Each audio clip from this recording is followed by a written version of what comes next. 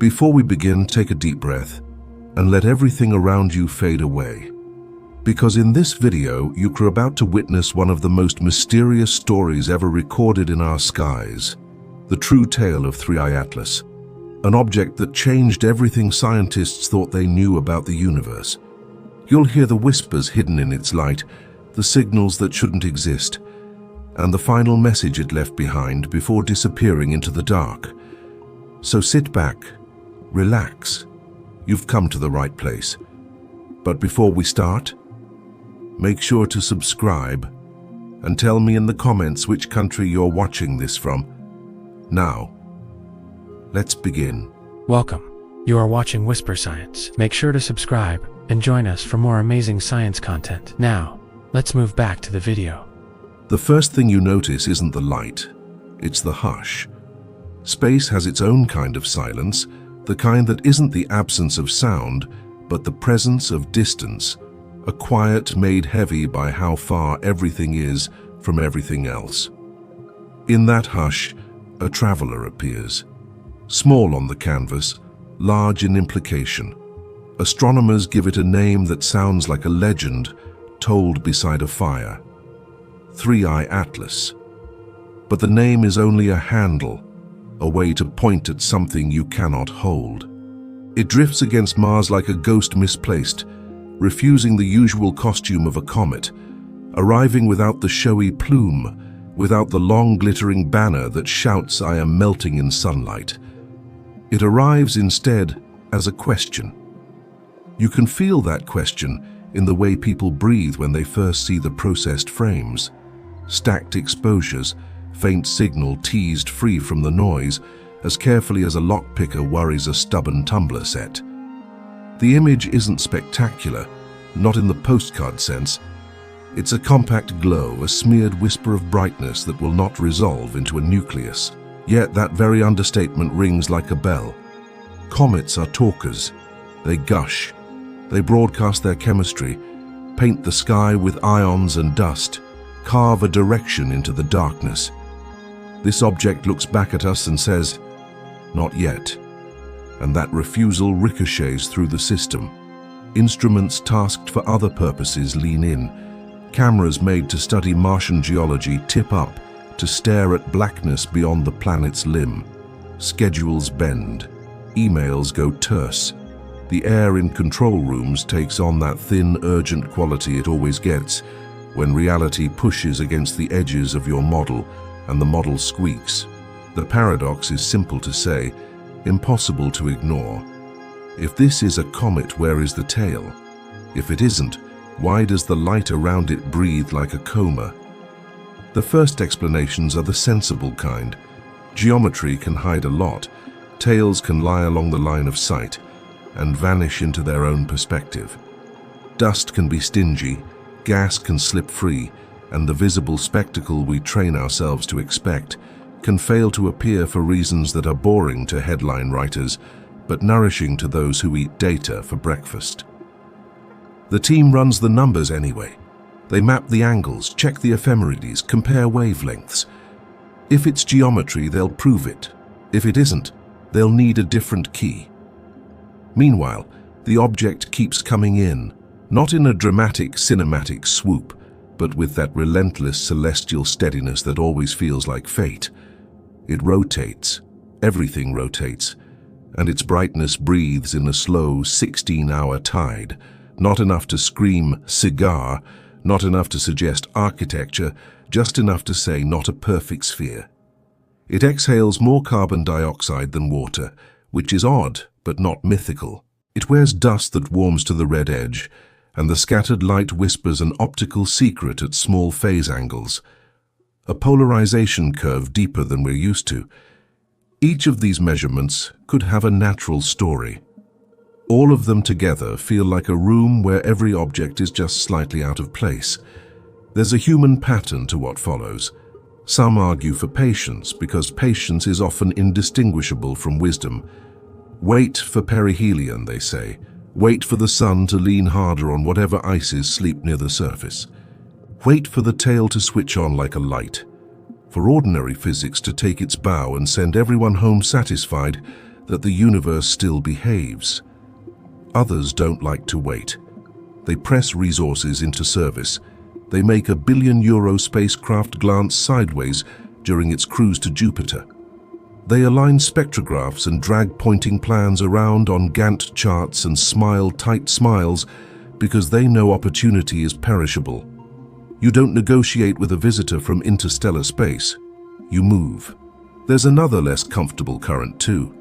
The one that threads through conference coffee lines and late-night Slack channels, and any room where curiosity outruns caution. What if this is not like our comets, because it is not from a place like ours? The galaxy holds multitudes, disks thin and thick, metals rich and poor, cold nurseries where chemistry takes paths we never tried. An interstellar object could be a lesson in provincialism. It could be a postcard from a neighborhood whose rules braid the same physics into different habits. Maybe carbon dioxide is easy there and water is hard. Maybe dust grows fluffy and reluctant to fly. Maybe tails are rare. The conservative mind takes comfort in that vast natural diversity. You do not have to invoke anything beyond indifferent nature to explain a strange face. And yet, there is a kind of silence that invites stories. Someone always says the word probe, the way sailors in fog say the word reef, not because they've struck anything, but because they don't want to.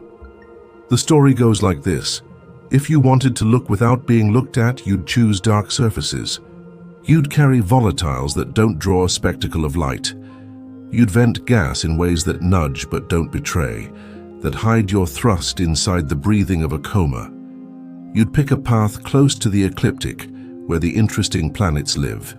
You'd let sunlight push you just enough to look like geology. It's a tidy story. Stories like that always are. The tidy part is exactly why the careful people roll their eyes.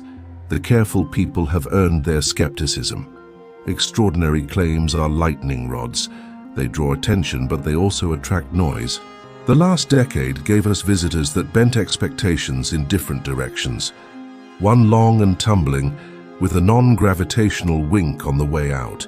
One spectacularly ordinary with a tail that would make any child's drawing of a comet proud.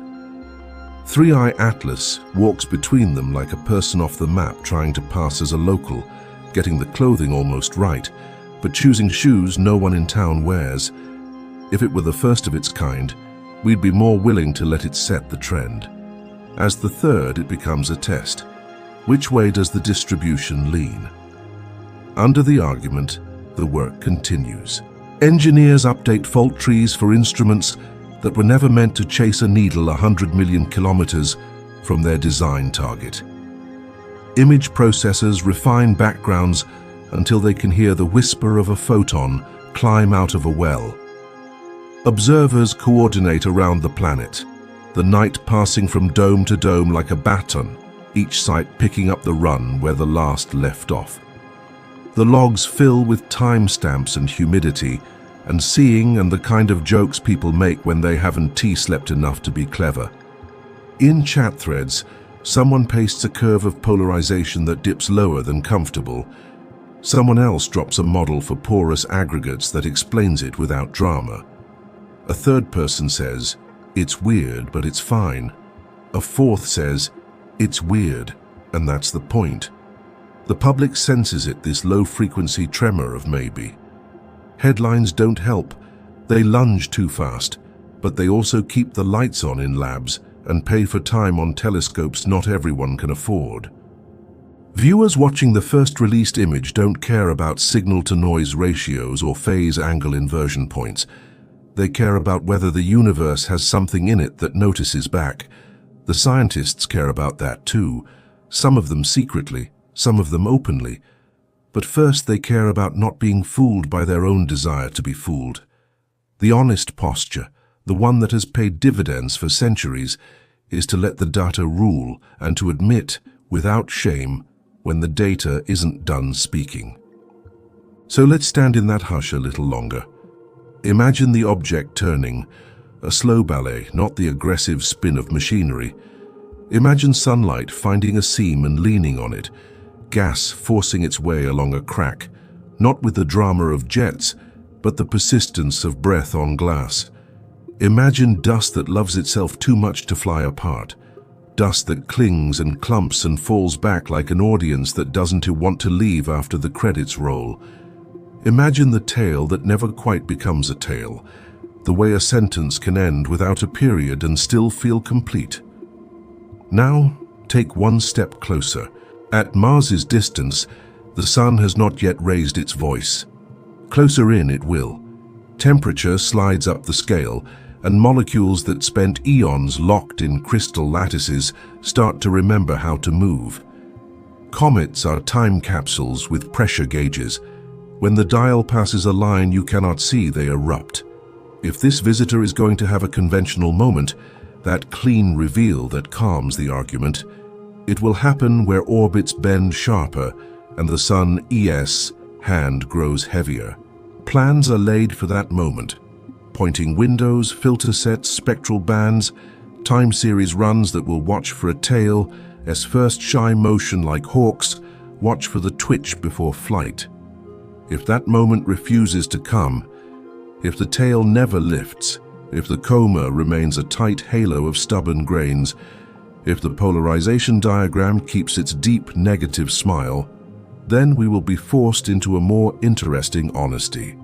Not the breathless kind, the rigorous kind that ends in papers with long author lists and longer tables, the kind that builds a new box where this thing fits without breaking the old boxes we still need.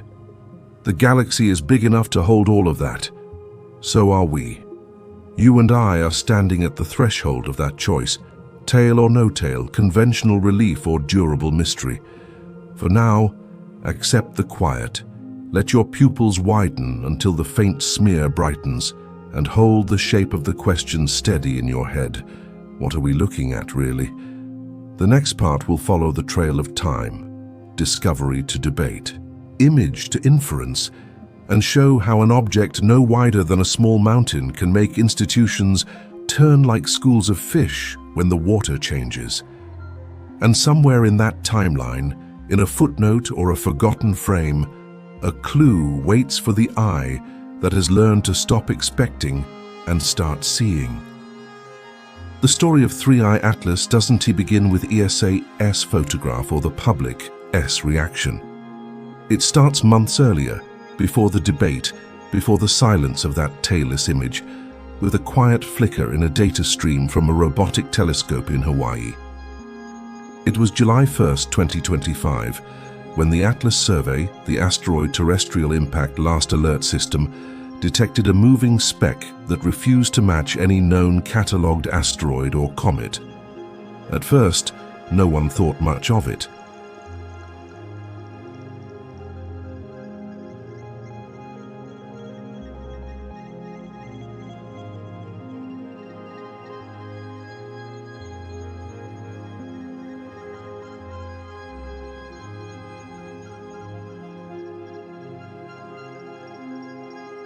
Numbers like that make you sit up straighter. Gravity could not claim it. No planetary tug or asteroid collision could have launched it. This thing was born elsewhere, around another star in another epoch, and had wandered for millions, maybe billions of years before brushing our cosmic doorstep. The first hours after confirmation were electric. Astronomers who still remembered the chaos of 2017, when Oumuamua shocked the world by arriving and departing before anyone could truly see it, scrambled to point their instruments. The Hubble Space Telescope was roused from its scheduled tasks. Ground observatories from Chile to Mauna Kea adjusted priorities. Even amateur astronomers joined the chase, feeding positions into shared networks that updated every few minutes. Everyone understood the rarity. Interstellar visitors are ghosts, fast, faint and fleeting. Miss them, and you might wait a lifetime for another. At first, the data looked promising. Hubble's old but faithful optics caught a smudge surrounded by a faint halo, a coma, a sure sign of sublimating ice. Relief rippled through the community. This one, they thought, will behave. This one will give us the comet we were denied with Oumuamua. But even then, buried inside the early numbers, anomalies were coiling quietly. The color indices, the ratios of brightness through different filters, were slightly off, too red. Not impossibly so, but enough to raise eyebrows. A redder spectrum could mean dust rich in carbon, or particles processed by cosmic rays during eons in interstellar space. It could also mean something unfamiliar, something that didn't fit the neat categories carved from decades of solar system comets. But scientists are conservative. They file strangeness under needs calibration and move on. Then came James Webb. Humanity's newest mirror opened its eye and broke the light apart, peeling wavelengths like pages in a book. What it saw turned the page of this story again. Carbon dioxide dominated the spectra, 8 times more abundant than water vapor. In every known comet we've studied, water is the backbone. CO2 is a background player. But here the hierarchy was inverted. A comet breathing more carbon dioxide than water is like an ocean that freezes before it boils, a sign that its chemistry was written in an environment nothing like ours. Maybe it was formed around a carbon-rich star, maybe in a disk poor in oxygen. Whatever the reason, the composition was alien, not metaphorically, but literally alien to our chemical neighborhood. Astronomers tried to fit this data into existing models. Maybe cosmic ray erosion had stripped away surface water ice, leaving deeper CO2 reserves now venting as the comet warmed. Maybe differential sublimation made carbon dioxide escape first. The explanations stacked up like scaffolding around an unfinished structure, functional but temporary, because behind every model lurked a harder question. What if the anomaly isn't T on the surface? What if it's in the birth certificate of the object itself? By late summer, the object crossed Mars's orbital path, and that was when opportunity knocked. Mars, after all, is swarmed with machines. NASA's MRO, and MAVEN, ESA's ExoMars and Mars Express, all orbiting, all equipped with cameras and sensors. None were designed for comet chasing, yet each represented a chance to witness history from a different angle. Commands were sent across millions of kilometers. Adjust orbit, shift attitude, lock onto this faint target. The challenge was immense. 3i Atlas was 100,000 times fainter than the red planet it hovered above. Imaging it required stacking exposures, squeezing photons from the dark until the signal rose above the noise.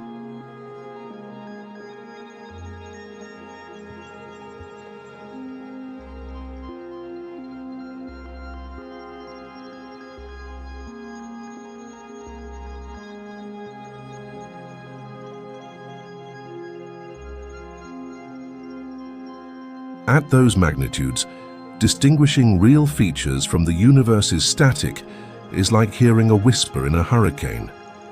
Meanwhile, Avi Loeb, the theorist who once dared to suggest that Oumuamua might be an artifact, was already at work. In blog posts, interviews and lectures, he laid out what he called pre-anomalies, the brightness too high for estimated size, the lack of early tail formation, the forward deviation in its orbit hinting at non-gravitational acceleration. To him, these were not isolated quirks but rhymes in a longer poem, echoes of the earlier interstellar mystery that had slipped away before we could read it. Pay attention, he urged. If this object behaves oddly near Mars, we should be ready to ask why. By September, ESA's ExoMars orbiter had completed its first observation attempt. The raw data was faint, smeared by motion, but when processed and stacked, a small glow emerged, just enough to confirm presence, not enough to confirm nature. The nucleus was invisible, swallowed by the glare of its own coma. There was activity, yes, but subdued, restrained, almost as if the object exhaled softly to avoid being noticed. For comparison, most comets at that distance sport tails stretching millions of kilometers. Here, there was only the coma, compact and symmetric, untroubled by solar wind or radiation pressure. It looked less like a comet and more like a thought, diffuse, uncertain, fading at the edges. Inside control rooms, tension mounted. Data analysts debated pixel by pixel whether they were seeing structure or artifact. Some insisted the tail was simply below detection threshold. Others pointed to symmetry as proof of absence. ESA issued a cautious statement. The observation was unexpected for everybody. Scientists knew bureaucratic language well enough to read between lines. Unexpected meant something didn't add up. That word, unexpected, rippled outward. It carried across labs, down corridors, into late-night calls between teams comparing notes. What exactly was missing, and why did it matter? For a spacecraft like ExoMars to capture even a faint image at all was triumph enough. But the silence, the absence of a tail, felt heavier than the data itself. A comet that refuses to grow a tail is like a thundercloud that never rains. The system says one thing, the behavior says another. So ESA did something bold. It turned to JUICE, the Jupiter Icy Moons Explorer, a billion-euro mission not built for comets, not scheduled for detours, and asked it to look. A decision like that is not made lightly. Every minute of observation time, every attitude adjustment, every gram of propellant on a flagship mission is planned years in advance. To repoint JUICE, even briefly, requires risk analysis, justification, and coordination at the highest levels. Yet they did it. Somewhere in the data, they saw enough to warrant deviation. When the news broke, the astronomy community took notice. You don't redirect a Jovian mission for trivia. JUICE was meant to map Ganymede's magnetic field, to probe Europa's ice crust, not to photograph an obscure traveler halfway between Mars and Earth. So why do it? The public explanation was scientific opportunity. The unspoken reason was curiosity sharpened to urgency. The kind that says if we don't look now, we might never get another chance. As JUICE prepared its instruments, ground observatories refined coordinates. The global campaign expanded: spectroscopy, photometry, polarimetry, every method humans know for pulling secrets from faint light. The data came in slow, encrypted bursts, hours delayed by distance.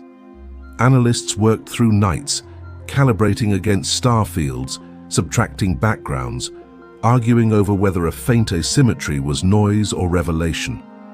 Somewhere in those long nights, a realization took root, not just in labs, but in imaginations. We had met interstellar visitors before, but this one felt different, not because it was stranger in absolute terms, but because it came with memory. Memory of mistakes, of missed chances, of Oumuamua slipping away before anyone could decide what it was. The scientific world was determined not to let that happen again. By October, as 3i Atlas drew nearer to the sun, the story had escaped academia. News feeds filled with artist impressions, icy shards drifting through Mars-red skies, faint comas painted over stars. Comment threads spiraled from curiosity to conspiracy. People asked whether it was a ship, a probe, a seed. Scientists sighed and repeated the mantra, extraordinary claims require extraordinary evidence. But quietly, some of them kept reading those threads, because even skepticism is a kind of fascination. Underneath the spectacle, the timeline told a subtler truth. Discovery, confirmation, observation, anomaly, each step happening faster than understanding could keep up. Technology has made detection instantaneous. Interpretation still crawls. We can find a visitor in hours, photograph it in days, analyze its light in weeks. But to understand what we're truly seeing may take years, perhaps decades. That gap between knowing and understanding is where mystery survives. And so, the stage was set. An interstellar comet that looked like no comet before. A carbon dioxide breath instead of water vapor. A tail that refused to appear. A European spacecraft diverted mid-journey. A theorist with a reputation for seeing patterns others dismiss. A world watching for the next press release. It is here, in the glow of uncertainty, that science becomes something larger than equations. It becomes story, our species' way of mapping ignorance. 3i Atlas had already begun to redraw that map, carving a line through the sky that pointed not just outward, but inward, toward the limits of what we think we know. The next chapter would push further. JUICE was ready. The instruments were aligned. And as the faint glow of the object deepened, one question grew impossible to silence. If it isn't behaving like a comet, then what is it becoming? When the ExoMars image finally reached Earth, it arrived as a collection of raw frames, smears of faint light and static. There were no breathtaking visuals, no dramatic plumes or glowing tails that might catch a news anchor's eye. It was, at first glance, ordinary to the point of invisibility, but buried inside those dull pixels was a message that would bend every assumption astronomers held about comets. In laboratories and mission control rooms across Europe, specialists began the slow ritual of turning noise into meaning. They stacked exposures, aligned stars, removed cosmic ray strikes, corrected for thermal drift, and calibrated every pixel against the background sky. Bit by bit, the haze condensed into form, a small, ghostly sphere, soft at the edges, perfectly symmetrical, eerily quiet. It hovered in the image like something undecided between being real and imagined. No tail, not even the faintest whisper of one. For a comet passing Mars's orbit, this was almost heresy. Every student of astronomy knows the basic script. As a comet approaches the sun, its frozen volatiles warm, sublimate, and erupt from the surface. Gases escape, dragging dust along, forming two spectacular tails, the pale, curved dust tail sculpted by sunlight, and the straight electric blue ion tail carried by solar wind. These tails are a comet's signature, the cosmic equivalent of a shadow that announces, "I am alive, I am changing, I am made of ice and sunlight." But 3i Atlas seemed to have skipped that line in the script. ESA's imaging specialists tried every algorithm they knew: contrast stretching, wavelet enhancement, point spread deconvolution. They even compared the faint signal to simulated dust models. Nothing worked. If a tail existed, it was either too faint to detect or oriented in such a way that it pointed directly toward or away from the spacecraft, foreshortened into invisibility. That explanation was geometrically possible, yes, but statistically rare, like tossing a coin 100 times and landing on its edge. The data refused to behave. The coma, that ghostly envelope of gas and dust around the nucleus, appeared nearly spherical. No hint of directional elongation, no feathering along the anti-solar line. In truth, it looked less like a comet-S atmosphere and more like a halo around something trying not to reveal itself. For scientists, symmetry is suspicious. Nature prefers asymmetry. Solar wind pushes, radiation tugs, rotation twists. Perfect balance usually means you're missing part of the picture. ESA's analysts calculated signal-to-noise ratios until their screens turned into fields of static gray. Cassis, the camera aboard ExoMars, was built to photograph Martian canyons and cliffs, not faint specks in deep space. It wasn't designed to detect a ghost 100,000 times dimmer than its usual targets. Every frame risked contamination from stray light and cosmic noise. Yet even after careful corrections, the symmetry persisted. The more they subtracted the noise, the more the quietness of the image stood out. Behind the scenes, mission scientists debated what it meant. One camp argued for geometry. Perhaps the tail existed, just hidden along our line of sight. That would be a convenient resolution, neat, conservative, safe. Another camp countered that the coma's compactness made that unlikely. If solar radiation were pushing dust outward in any direction, there should at least be a gradient, a subtle thinning on one side. There was none. The coma looked like a fog contained within invisible glass. And then came the press release, the carefully worded, deliberately neutral statement from ESA's communication office. It described the image as unexpected, praised the technical success of the observation, and promised further analysis. But between the lines, anyone fluent in institutional understatement could read the real message. We don't know what we are looking at yet. Online, that admission was gasoline. Within hours, social media lit up with comparisons to Oumuamua, comment sections filled with words like artificial, alien probe, and camouflaged spacecraft. Popular science channels produced videos titled "The Object That Refuses to Behave." ESA tried to temper expectations, but curiosity, once lit, spreads faster than any official statement. Inside research departments, curiosity took a quieter form. Teams began requesting observation time on larger telescopes. Others cross-referenced existing comet catalogues searching for precedent. Were there known cases of comets this quiet, this compact, this symmetrical? A few examples came close, comets whose tails hid in geometry or were too faint to see, but none matched perfectly. And so the idea took root. Maybe this wasn't Tia comet in the way we understood comets. Maybe it was a new category altogether, a bridge between comets and asteroids, or something beyond both. The line between those two families has always been thin. Asteroids are inert, rocky relics. Comets are icy wanderers that wake when warmed. But what if something existed in between? A rocky traveler carrying a thin skin of volatile ices, just enough to breathe a coma, but not enough to weep a tale. To the untrained eye, it would look exactly like 3I Atlas, a faint haze around an invisible core, too weak to roar but too alive to be still.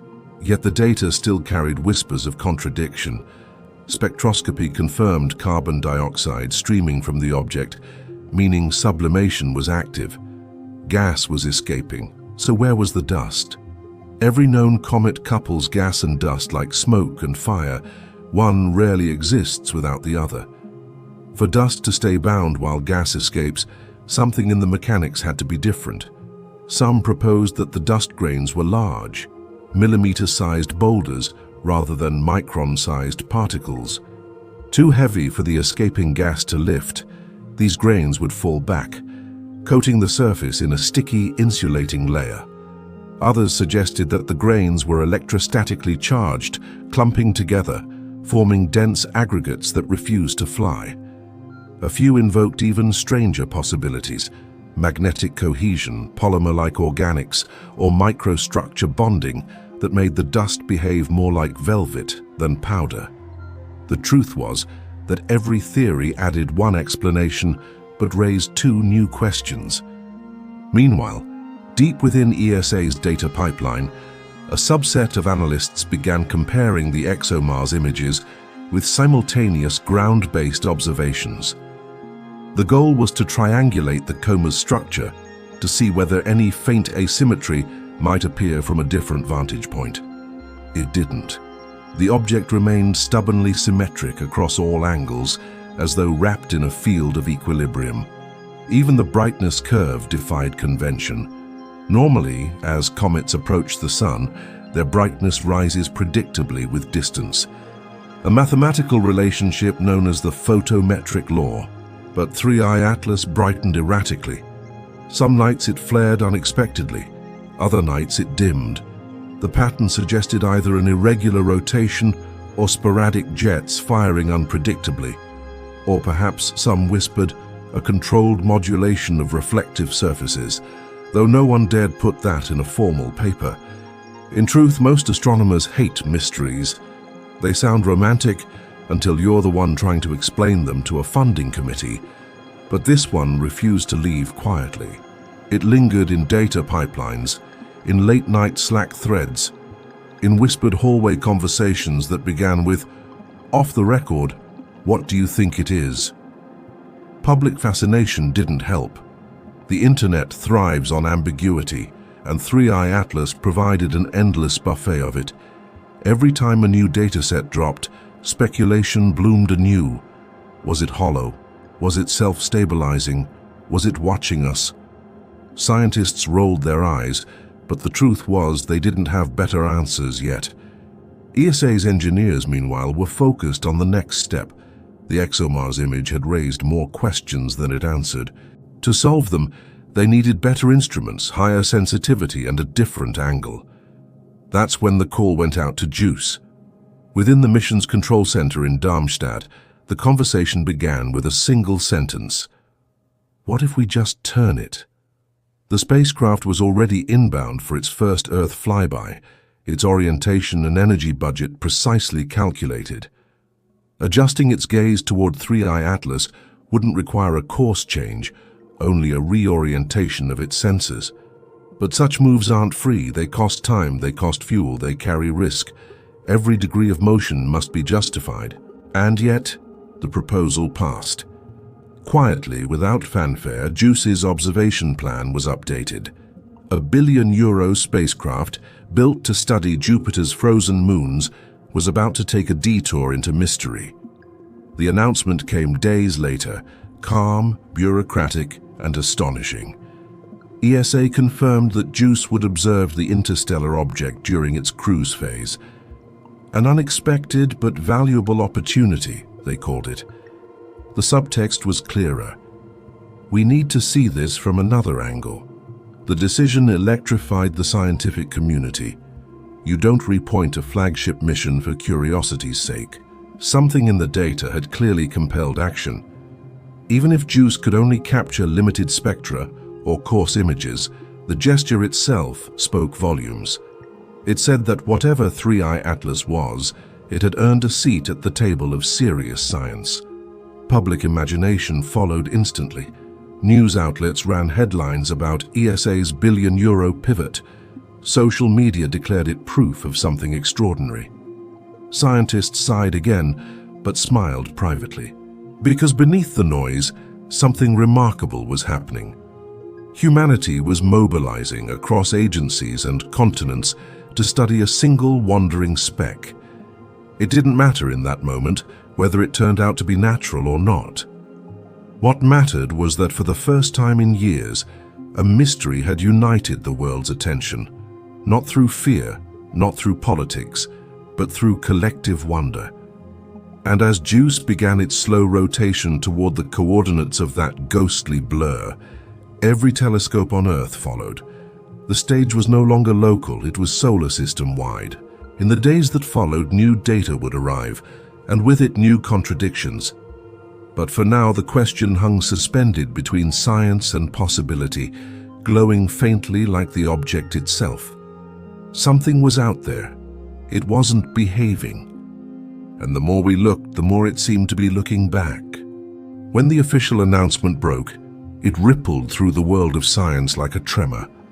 The European Space Agency confirmed that its crown jewel, JUICE, the Jupiter Icy Moons Explorer, had been retasked to make observations of 3i Atlas. It wasn't just an adjustment, it was an admission. Something about this visitor was worth bending a €1 billion mission for. Within hours, news feeds lit up. ESA redirects Jupiter probe to investigate mysterious interstellar object, read one headline. Another asked bluntly, what's ESA not telling us? But behind the cautious language and media speculation, the truth was both simpler and more profound. The universe had thrown humanity a curveball, and for once, the institutions built to chase certainty were willing to follow curiosity instead. Inside mission control in Darmstadt, the shift wasn't as dramatic as it sounded on paper. No rockets fired, no trajectories changed. The probe's path toward its first Earth flyby remained untouched. The difference lay in attitude, literally. A few degrees of rotation, a recalibration of optics, a realignment of timing. But in spaceflight, those few degrees are never trivial. They mean hours of simulation, risk assessment, software validation. The team had to ensure that pointing away from the sun to stare into the darkness near Mars wouldn't either jeopardize thermal balance or stress the instruments. Every movement had to respect the delicate choreography designed years before launch. Yet the engineers agreed. The opportunity was too rare.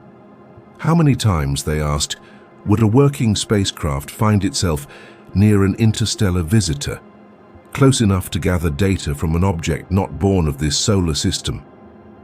Even if the results were inconclusive, the attempt itself was history. JUICE carried 11 instruments, none built for comets. Its cameras and spectrometers were designed to map the cracked ice of Europa, the metallic grooves of Ganymede, the ancient scars of Callisto. But science often thrives on repurposing. The same optical systems that could read the texture of a frozen moon could, if tuned carefully, detect a faint coma drifting between planets. Its spectrographs could dissect the ghostly light of alien dust. Its polarimeters could measure how sunlight scattered through the strange, symmetrical fog. The plan formed quickly. During the spacecraft's cruise phase, before it would slingshot past Earth, the instruments would turn their gaze toward 3I Atlas. The timing was tight, the distance vast, but the math worked. JUICE would observe from millions of kilometers away, yet its sensors were sensitive enough to catch what ground-based telescopes might miss: subtle color gradients in the coma, trace spectral lines invisible to Earth's atmosphere, and maybe, just maybe, the first sign of the elusive tail. For ESA's leadership, it was a calculated risk. Redirecting resources required justification to member nations, the same governments funding the mission. So the scientists wrote their case, dense with technical precision but pulsing with quiet excitement. The target, the memo read, represents a scientifically unique opportunity, the third confirmed interstellar object, exhibiting anomalous behavior inconsistent with standard cometry models. JUICE's observational capacity offers critical complementary data unavailable from ground-based assets. In the antiseptic prose of bureaucracy, that was as close as they could get to saying we might be witnessing something unprecedented. To the public, though, the retasking felt like drama. Talk shows speculated about alien probes. Forums debated propulsion technologies. The word artifact began trending again, just as it had when Oumuamua passed through the inner solar system 8 years earlier. Scientists tried to calm the noise, but secretly some of them didn't mind it. Public fascination meant public support, and public support meant funding for the next mission. Inside the science teams, something subtler unfolded, a rekindling of wonder. Years of routine data analysis and incremental discoveries had made many researchers pragmatic to the point of numbness. But 3I Atlas reignited the old spark, the sense of standing on the edge of the unknown with instruments instead of torches. For once, the spreadsheets and the telemetry weren't just numbers, they were whispers from a traveler between stars. JUICE's instruments began calibrations. The Magis spectrometer, designed to study icy surfaces, was retuned to capture faint infrared emissions from the comet's coma. The UVS, an ultraviolet spectrograph meant for Jupiter's auroras, was configured to analyze potential ionized gases. Even the navigation cameras would join in, taking wide field shots to catch any trace of a tail that might bloom unexpectedly. The operations schedule became a patchwork of improvisation, coordinated through sleepless nights across time zones. And while the engineers prepared hardware, theorists sharpened their pencils. What could JUICE realistically see? What questions could it answer? The list was long and audacious. Could it confirm whether the coma's symmetry was an illusion or intrinsic? Could it detect delayed outbursts of gas, sudden activations that might reveal trapped volatiles awakening under solar heat? Could it trace faint polarimetric signals that might clarify the strange dust composition inferred from earlier data? And if none of these appeared, if the object remained stubbornly mute, what then? The implications of that silence were as profound as any detection. A comet that refused to behave like a comet forced science to expand its definitions. Maybe this was the rule, not the exception, for interstellar debris. Maybe our expectations were biased by the handful of icy bodies born near our own sun. Or perhaps some whispered, maybe it was something else entirely, something shaped not by gravity and heat, but by intention. But that was speculation, and speculation is dangerous when it becomes comfort. So the teams focused on what they could measure: flux, polarization, emission spectra. They built models that predicted how carbon dioxide-dominated comas should behave near 1.5 astronomical units. They simulated light scattering through fluffy aggregates, through metallic dust, through organic tar. They generated hundreds of synthetic tails and compared them to the nothingness in the ExoMars images, trying to see which kind of dust could hide in plain sight. The truth was maddening. Every model worked a little but failed a lot. The more parameters they added, grain size, porosity, rotation, solar angle, the less satisfying the results became. Science thrives on fitting data to theory, but sometimes nature hands you a riddle that refuses to yield to equations. Meanwhile, ESA's communications department wrestled with tone. They couldn't ignore public curiosity, but they couldn't feed it either.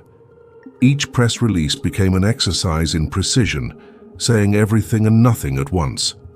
The object exhibits atypical coma morphology, one statement read.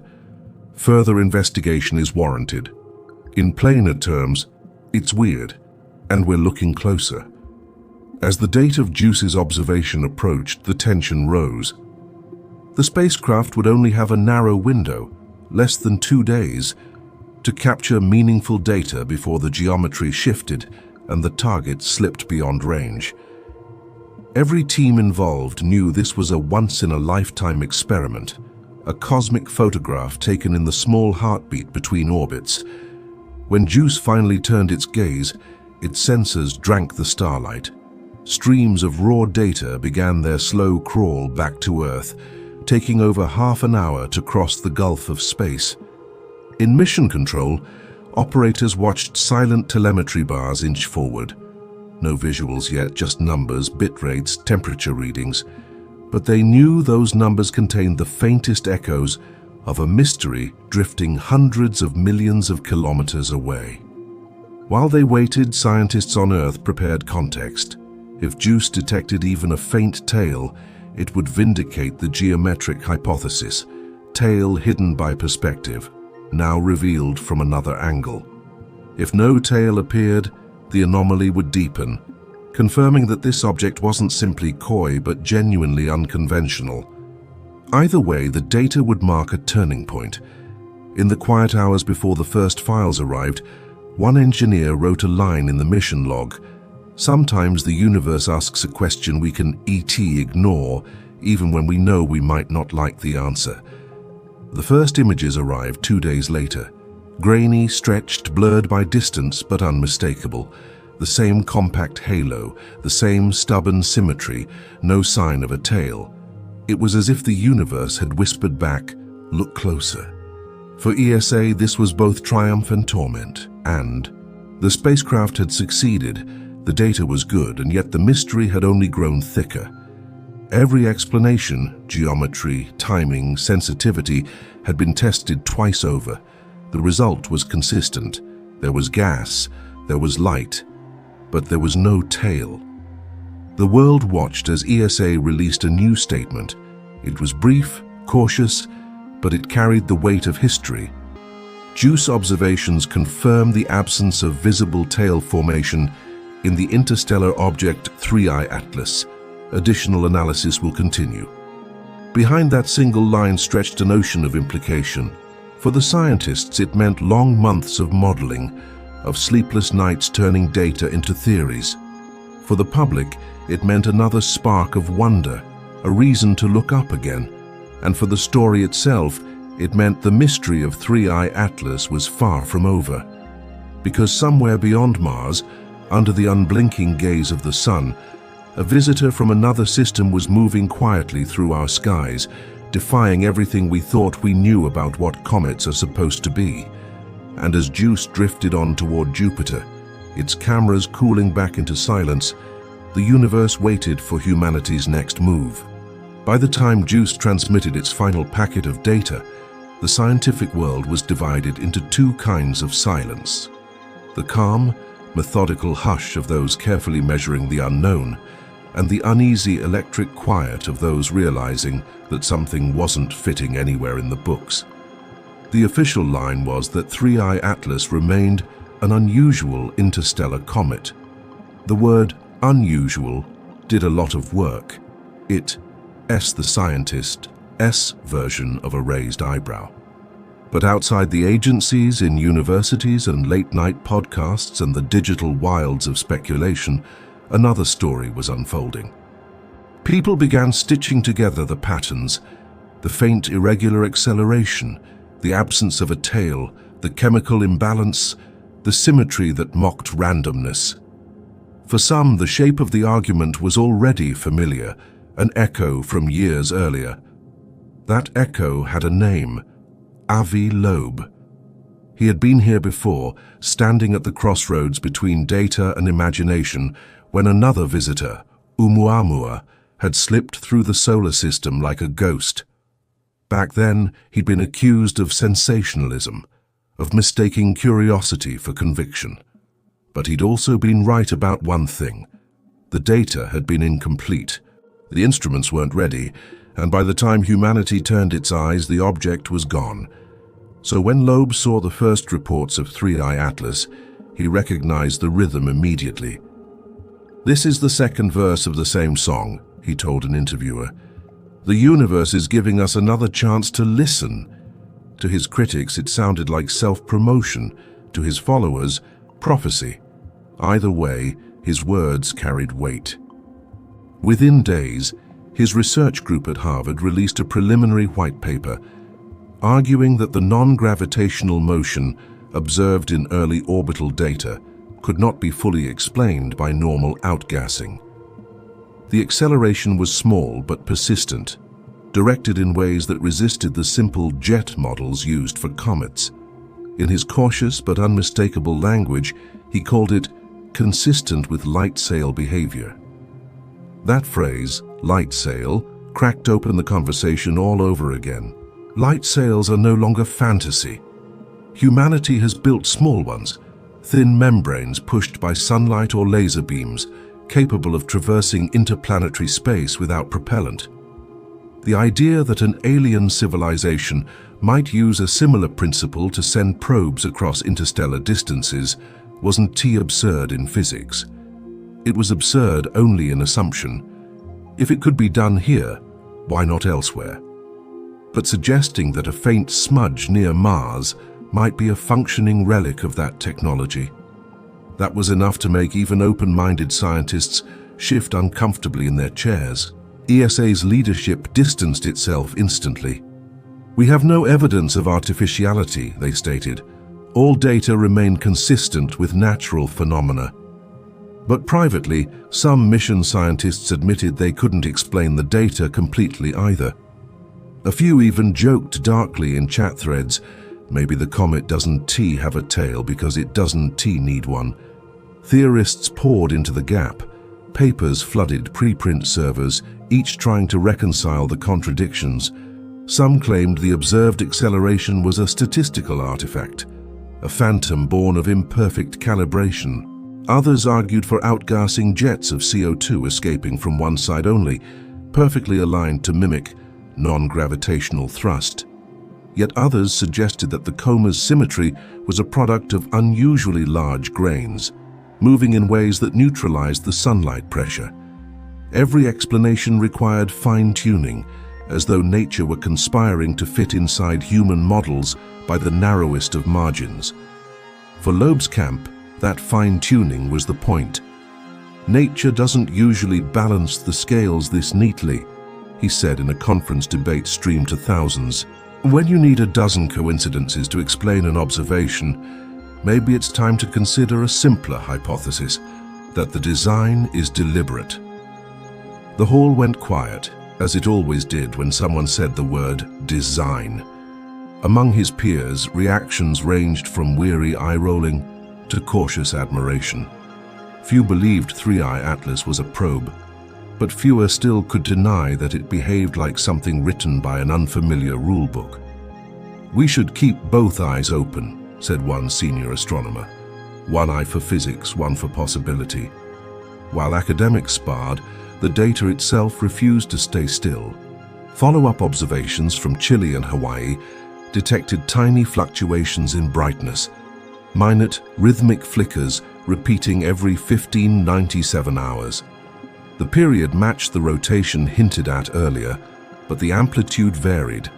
Sometimes the object dimmed by 10%, sometimes by 2%, as though its reflective surface were changing texture, not orientation. Some called it phase angle effects. Others called it breathing. By late November, new analyses revealed something even stranger. The polarization measurements, the way the object S-light twisted as it passed through the coma, showed an unusual dip around 30 degrees of phase angle, far deeper than typical comets. It meant the particles scattering that light were structured differently, perhaps denser, smoother, or more uniform. "It's like looking at dust that's been machined instead of formed," one optical physicist remarked, half jokingly, half in awe. Still, official statements stayed cautious. Science thrives on patience, and patience demands denial of narrative. Yet beneath that discipline, people were talking. Over coffee, in encrypted group chats, in unsent drafts of papers. "What if this one doesn't melt?" they asked. "What if it stays cold, even as it nears the sun?" As December approached, sunlight grew harsher on the object. Temperatures should have soared past the threshold where CO2 sublimates violently, but sensors showed only a modest rise in brightness, far less than expected. The comet wasn't flaring, wasn't shedding mass, wasn't reacting the way every model predicted. Instead, it seemed to adjust, keeping a narrow band of temperature across its surface, as if governed by a thermostat. When one of JUICE's infrared analysts plotted the heat map, she found a plateau where there should have been a spike. She stared at it for hours before writing a single line in her notes: "Either the surface is self-regulating, or we're measuring the shadow of something buried underneath." That phrase spread quietly, quoted in emails, screenshotted in internal chats. Something buried underneath. The possibility haunted even the most grounded minds. Was it a core of metallic ice? A dense crust of tar-like carbon that absorbed heat? Or, because the human brain cannot resist a good story, a shell concealing something else? A few weeks later, as the object slipped closer to Earth's orbital distance, an amateur astronomer in Argentina captured a surprising frame. Using a custom-built telescope array, he stacked hundreds of short exposures and claimed to see faint radial streaks emanating from the nucleus, thin, almost filamentary jets. His raw images were messy, riddled with noise, but after processing they showed something the pros hadn't: a subtle asymmetry, like threads of light stretching a few thousand kilometers before dissolving into black. The discovery set off another round of arguments. Was this the long-awaited tail, a trick of the instruments, or the first sign that 3i Atlas was finally waking up? Professional observatories scrambled to confirm. Some detected nothing. Others claimed to see hints consistent with the amateur's result. The data refused to align neatly, as if the object were changing by the hour. "It's playing with us," joked a technician in Chile, but no one laughed very hard. Because deep down everyone sensed that this wasn't just another rock. It was behaving as if it were aware, reacting to attention, revealing fragments only when looked at from the right angle. Of course, awareness was a metaphor, a human reflex projected onto indifferent physics. And yet, metaphors are how we survive mystery. In late December, Loeb published a second paper, not a claim, but a challenge. If we wish to dismiss artificial hypotheses, he wrote, we must first gather enough data to earn that dismissal. Absence of evidence is not evidence of absence. It is a measurement of our willingness to look deeper. The phrase, earn that dismissal, caught fire. It was quoted in newspapers, lectures, and Reddit threads alike. To the public, it sounded almost poetic. To scientists, it was a dare. Meanwhile, the world outside academia was restless. Documentaries were already in production. Social media feeds pulsed with speculation that the object emitted coded radio bursts, that its orbit was too precise, that governments were hiding data. None of it was true, but truth didn't matter. Mystery had entered culture again. People were looking up, not in fear this time, but in fascination. As the year closed, 3I Atlas slipped behind the sun, temporarily lost to observation. For a few months, no telescope could see it. The object was out of reach, hidden behind blinding light. For the scientists, that gap was torture. They had questions waiting for answers, equations half-finished, graphs frozen mid-trend. For the dreamers, it was worse. The silence felt personal, like the universe had turned its back. But nature is patient. It would reappear soon, brighter, closer, and perhaps more revealing than before. Until then, humanity could only wait. The logbooks closed on the final entry of the year. Object entered solar conjunction. Observations suspended. Next visibility, March. In the margin, someone scrawled a note. Tiny, almost joking, but not really. What if it uses the time we can't see it? No one erased it, because in that question, half fear, half wonder, lay the oldest truth in science. That curiosity and dread are siblings, and both are born when the universe whispers, look again. When the new year dawned, the world waited for its first glimpse of the traveler again. The months of solar conjunction, those agonizing weeks when 3I Atlas vanished behind the sun's glare, had stretched like a collective breath held too long. Astronomers around the world marked their calendars for March, when the object would finally slide back into visibility. The wait was maddening, because in that silence, imagination had time to bloom unchecked. Across universities and online forums alike, theories multiplied.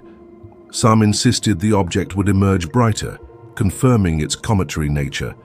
Others predicted it would darken or even vanish, as if consumed by the sun. A smaller, louder faction, fueled by Loeb's challenge and the public's fascination, whispered that when it came back, it would not be the same. And then, in the first week of March, the silence broke. Atop Mauna Kea, in the cold, thin air of Hawaii, a telescope blinked to life before dawn. The operator on duty, bleary-eyed and half-believing the moment would disappoint, aimed the optics toward the coordinates where Atlas was predicted to reappear. The exposure began. Seconds stretched into minutes. The dome was quiet except for the hum of cooling fans and the faint tapping of keys. When the image rendered, the operator leaned forward. There it was, faint but real, like an ember seen through fog.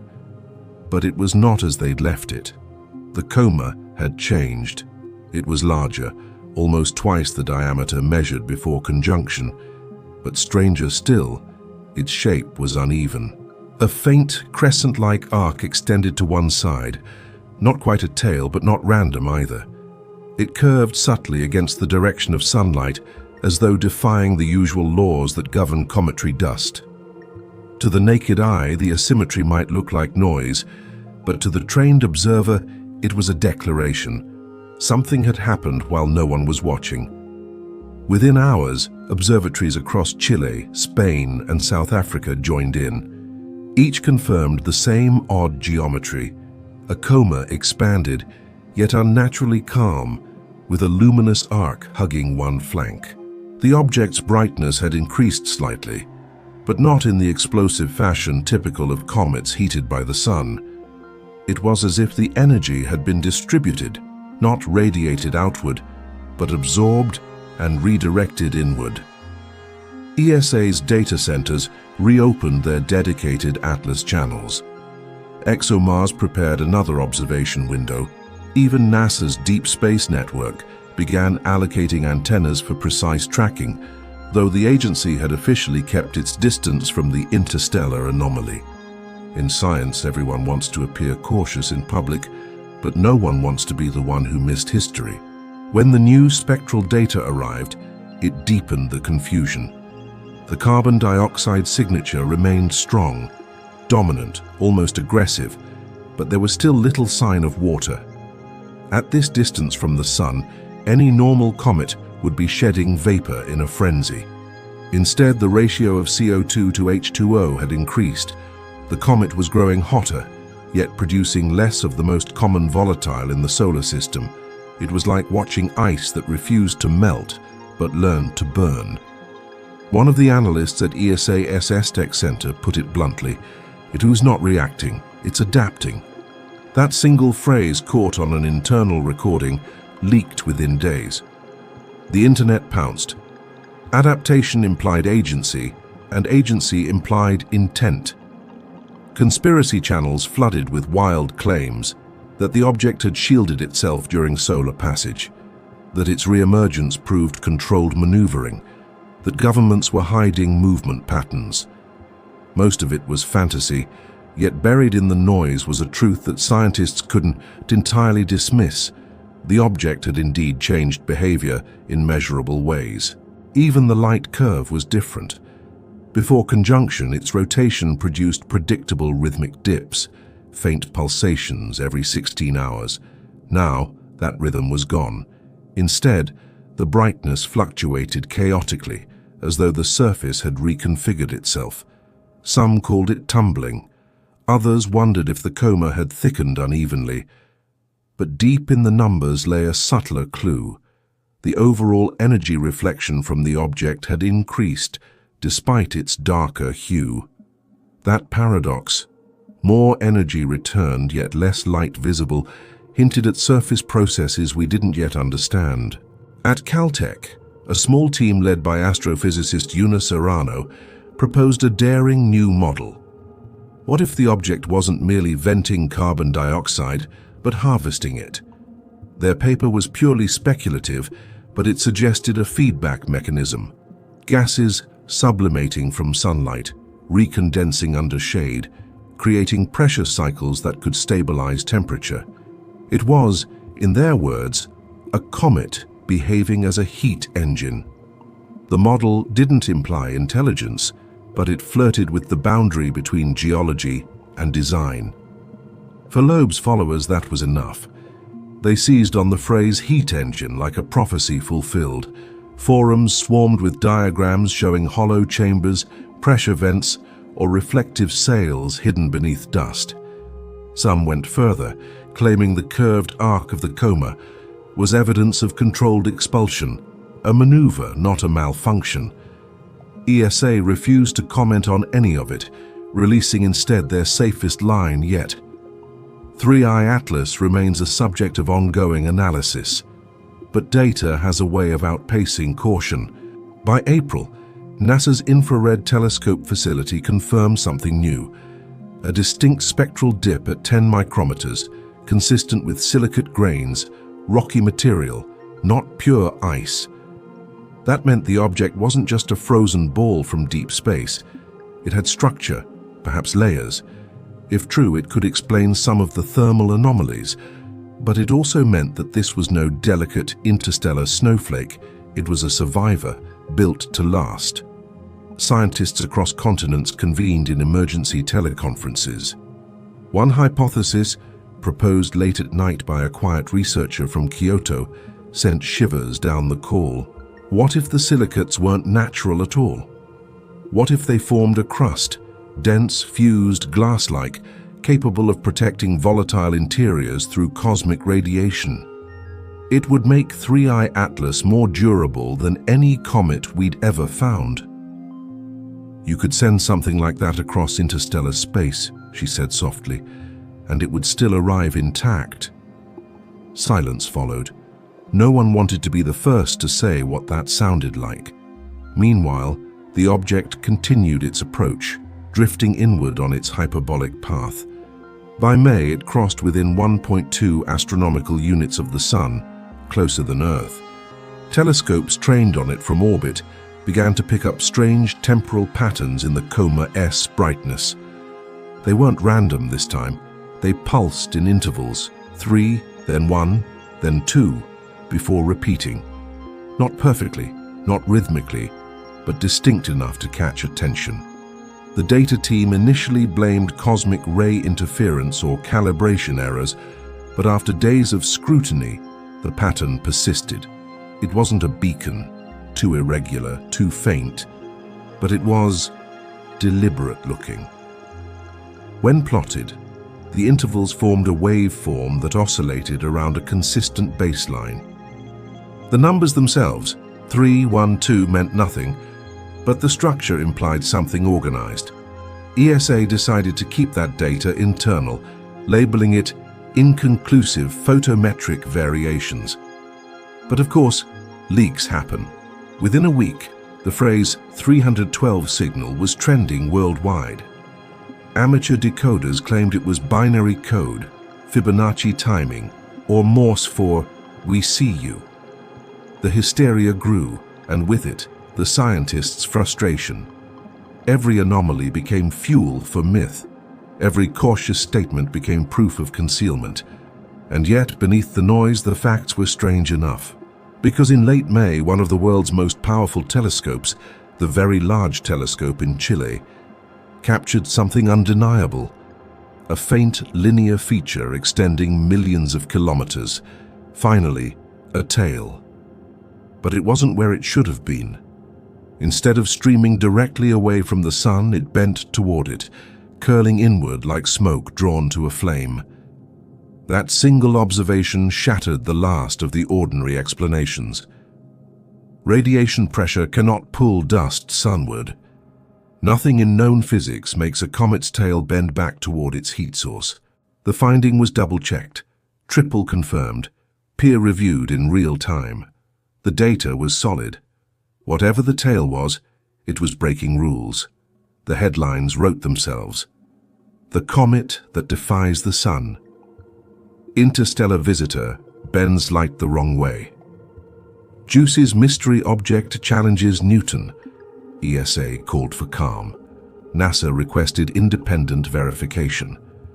The Vatican Observatory issued a rare public statement urging patience and humility before creation, and humanity collectively found itself staring once again into a sky that refused to behave. In every observatory, eyes turned to one question: what would happen when it passed its closest point to the sun? Would it flare into brilliance like a normal comet, finally explaining itself in a burst of heat and dust? Or would it remain eerily calm, rewriting every rule along the way? For now, no one knew. But one thing was clear. Whatever 3I Atlas was, it had survived its hidden months behind the sun and returned not diminished, but changed, like something that had learned from being watched. And as June drew near, and the object inched closer to perihelion, the air in control rooms and classrooms alike grew heavy with expectation.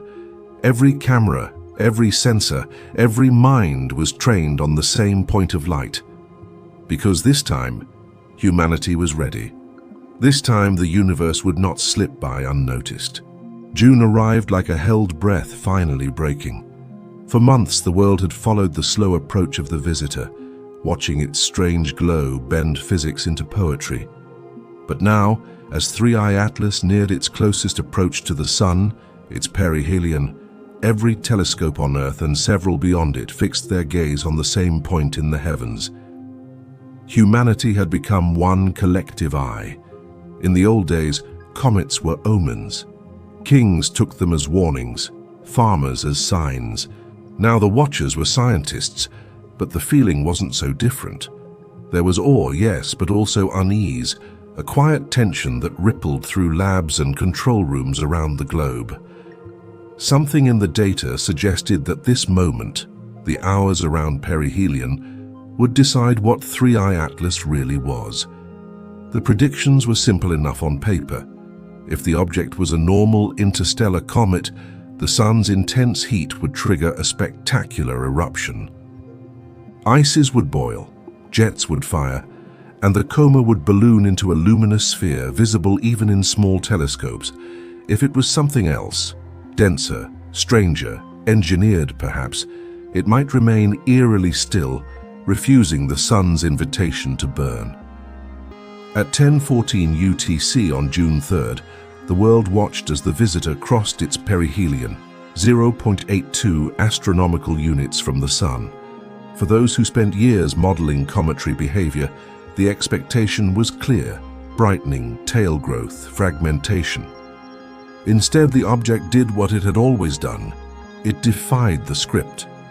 The first images from ground-based telescopes showed not an explosion, but a contraction.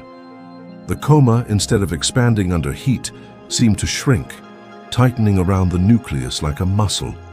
Its brightness dipped, then steadied, then began to rise again, but not in the usual wavelengths.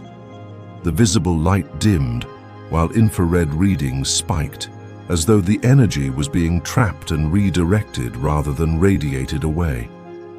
NASA's solar orbiter, positioned near the inner heliosphere, caught a faint thermal signature that shouldn't have been possible. The surface temperature of the object plateaued at roughly 210 Kelvin, cold enough for CO2 ice to survive, even at this distance. That was physically impossible without some form of insulation. The comet wasn't melting, it was protecting itself. In Darmstadt, ESA's mission control fell into stunned silence as the live telemetry rolled in. The data was clear. No violent outgassing, no plume, no tail expansion. The comet remained intact, stable, almost serene. One scientist whispered into the quiet, "It's not flaring, it's defending." That word hung in the air like static. Defending. For the next 12 hours, the object behaved in ways that seemed calculated. Every rise in solar intensity was met with a compensating dip in brightness, like an automatic dimming response.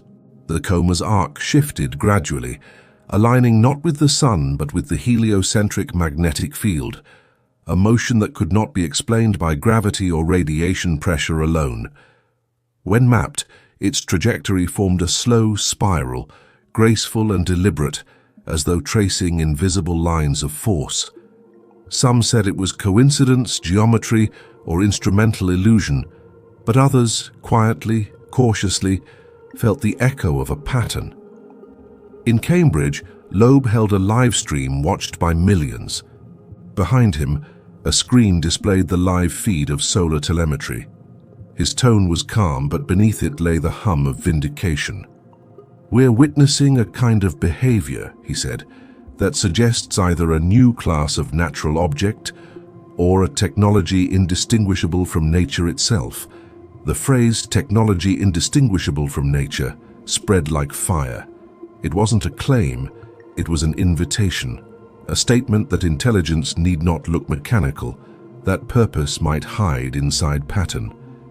Meanwhile, inside ESA's Deep Space Analysis Division, a new anomaly appeared. The solar orbiter's magnetometer detected faint oscillations, low-frequency pulses, emanating from the region surrounding the object. At first, they seemed like background interference, but when analysts compared the data, the pulses aligned perfectly with the brightness fluctuations recorded by ground observatories. Every time the object dimmed, the magnetic field twitched. Every time it brightened, the field relaxed. Correlation, not causation, yet the coincidence was precise enough to raise eyebrows. The pattern repeated 13 times before fading. When the results leaked to the public, chaos followed. The media dubbed it the solar pulse mystery. Amateur enthusiasts claimed it was communication, Morse binary resonance codes. Scientists pleaded for calm, but the timing, just as the object rounded the sun, was impossible to ignore. On June 4th, the first ultraviolet spectra from JUICE's remote instruments came in. Though the probe was millions of kilometers away, it captured a strange emission line, a faint ultraviolet signature at 281 nanometers, corresponding to singly ionized magnesium. That element wasn't new, but its strength was. The emission intensity was higher than any known comet at that distance could produce. It implied that the object's surface, or its environment, was rich in metallic dust, reflecting and scattering sunlight in complex ways. One analyst summed it up in a single line: "It is like watching metal breathe." The headlines turned poetic: "A metallic heart around the sun, the comet that refuses to die, alien engineering or interstellar ice." But beneath the headlines, something quieter was taking place. The more the scientists studied the data, the more they saw coherence, relationships between thermal, magnetic, and photometric signals that shouldn't have existed. The object wasn't chaotic, it was organized. On June 5th, as the comet began its slow retreat from the sun, the most unexpected thing of all occurred. At 22:41 UTC, telescopes from Japan, Italy, and the United States simultaneously recorded a sudden flash, a pinpoint of light erupting from the dark hemisphere of the object, lasting only 8 seconds. It wasn't sunlight reflection, it wasn't a flare or gas jet. The flash emitted across multiple wavelengths from ultraviolet to near-infrared. 8 seconds, then nothing. When the data arrived at the Minor Planet Center, analysts debated for hours. Could it be an impact? A volatile outburst? A fragment breaking free? None of the models fit. The energy released was too concentrated, the timing too precise. NASA's Parker Solar Probe caught it too, faintly, on its wide-field imager. When plotted against the object's rotation, the flash came from a region that had been consistently cooler than the rest, an area that had refused to warm even under direct solar exposure. A scar, a door, or maybe just a trick of light. The next day, astronomers looked again. Nothing. The object was calm, silent, indifferent. ESA issued a statement, careful as always. Transient photometric event observed. Natural causes not ruled out. But for those who had been watching closely, the mood had shifted. Something had changed, not just in the data, but in the tone of the observers. Scientists who once mocked talk of anomalies now used the word unprecedented without irony.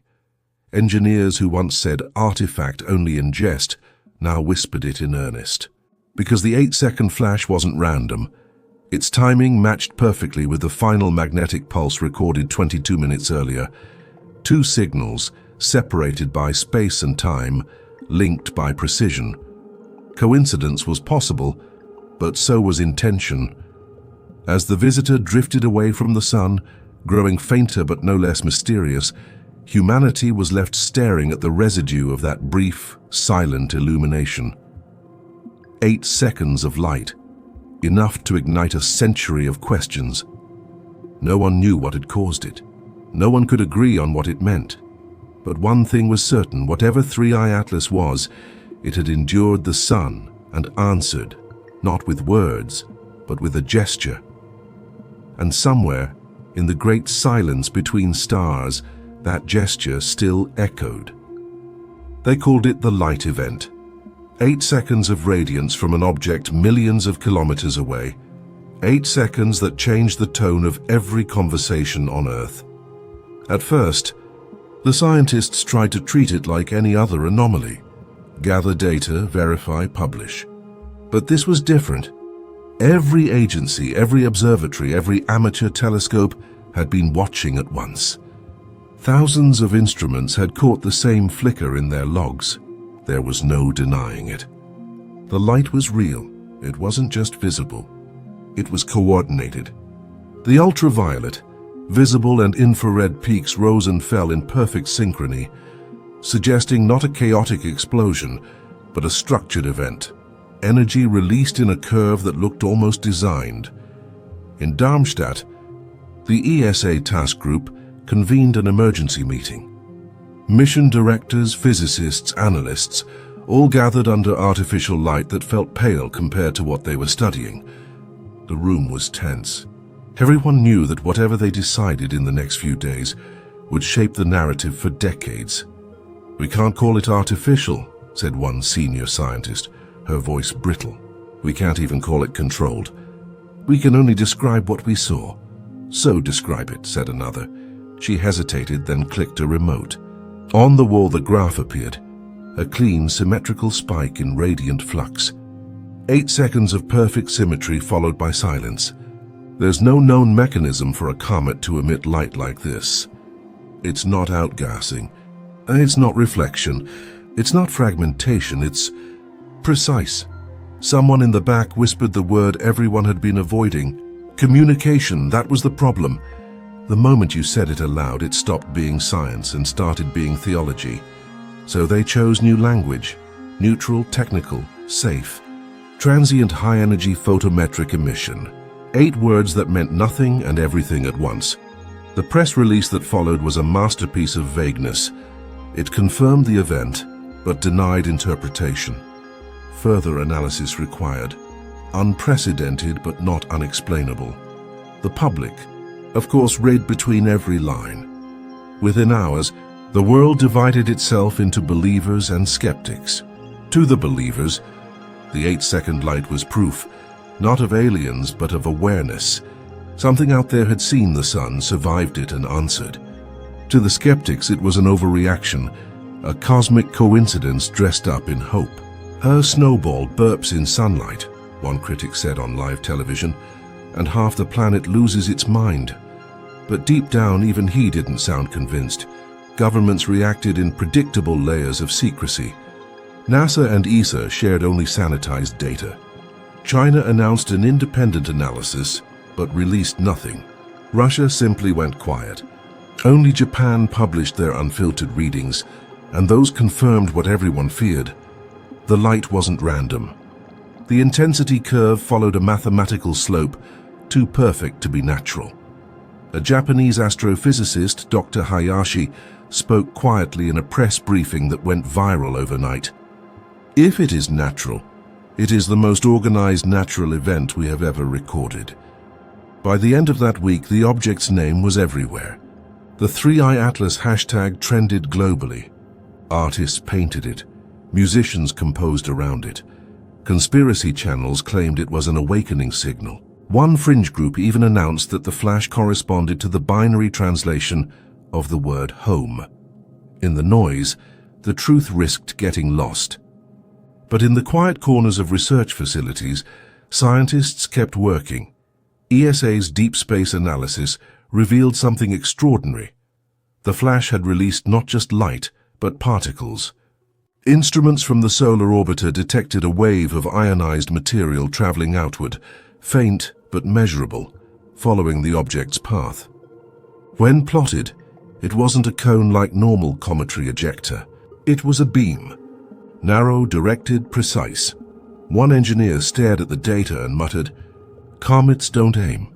At the same time, the Parker Solar Probe registered a temporary distortion in the local magnetic field, synchronized almost exactly with the light burst. The field bent, rippled, then restabilized, not violently, elegantly, like a vibration that carried intention. Governments noticed. Satellite networks were quietly instructed to monitor that region of space for radio emissions. Intelligence agencies began classifying interagency communications under new code names. For the first time, the world's military and scientific communities stared at the same phenomenon and reached the same uncomfortable question. What if it's not alone? The United Nations called an emergency assembly, the first ever convened over an astronomical event. The agenda was simple: coordination of observation and information. But the undertone was clear. Nobody wanted another Cold War over a mystery in the sky. In a private session, an ESA delegate spoke carefully. If it is natural, we learn. If it's not, we must learn faster. The phrase leaked to the press that evening, stripped of its caution. Newspapers printed it as prophecy. We must learn faster. Back in the data labs, the scientists dug deeper. Analysis showed that the light pulse wasn't a single burst, but 8 overlapping microflares, each precisely 1 second apart. The amplitude curve rose and fell like a heartbeat, a perfect symmetry between emission and decay. No cometary event had ever displayed such temporal coherence. Loeb's team published a paper within days, evidence for non-stochastic photometric modulation in Interstellar Object 3I Atlas. He didn't say it was artificial. He didn't need to. The graph spoke louder than words. The backlash was immediate. Established astronomers accused him of exploiting ambiguity for fame. Pattern seeking in chaos, one critic wrote. Her human tendency masquerading as revelation. But even his harshest opponents admitted the pattern existed. They just couldn't explain it.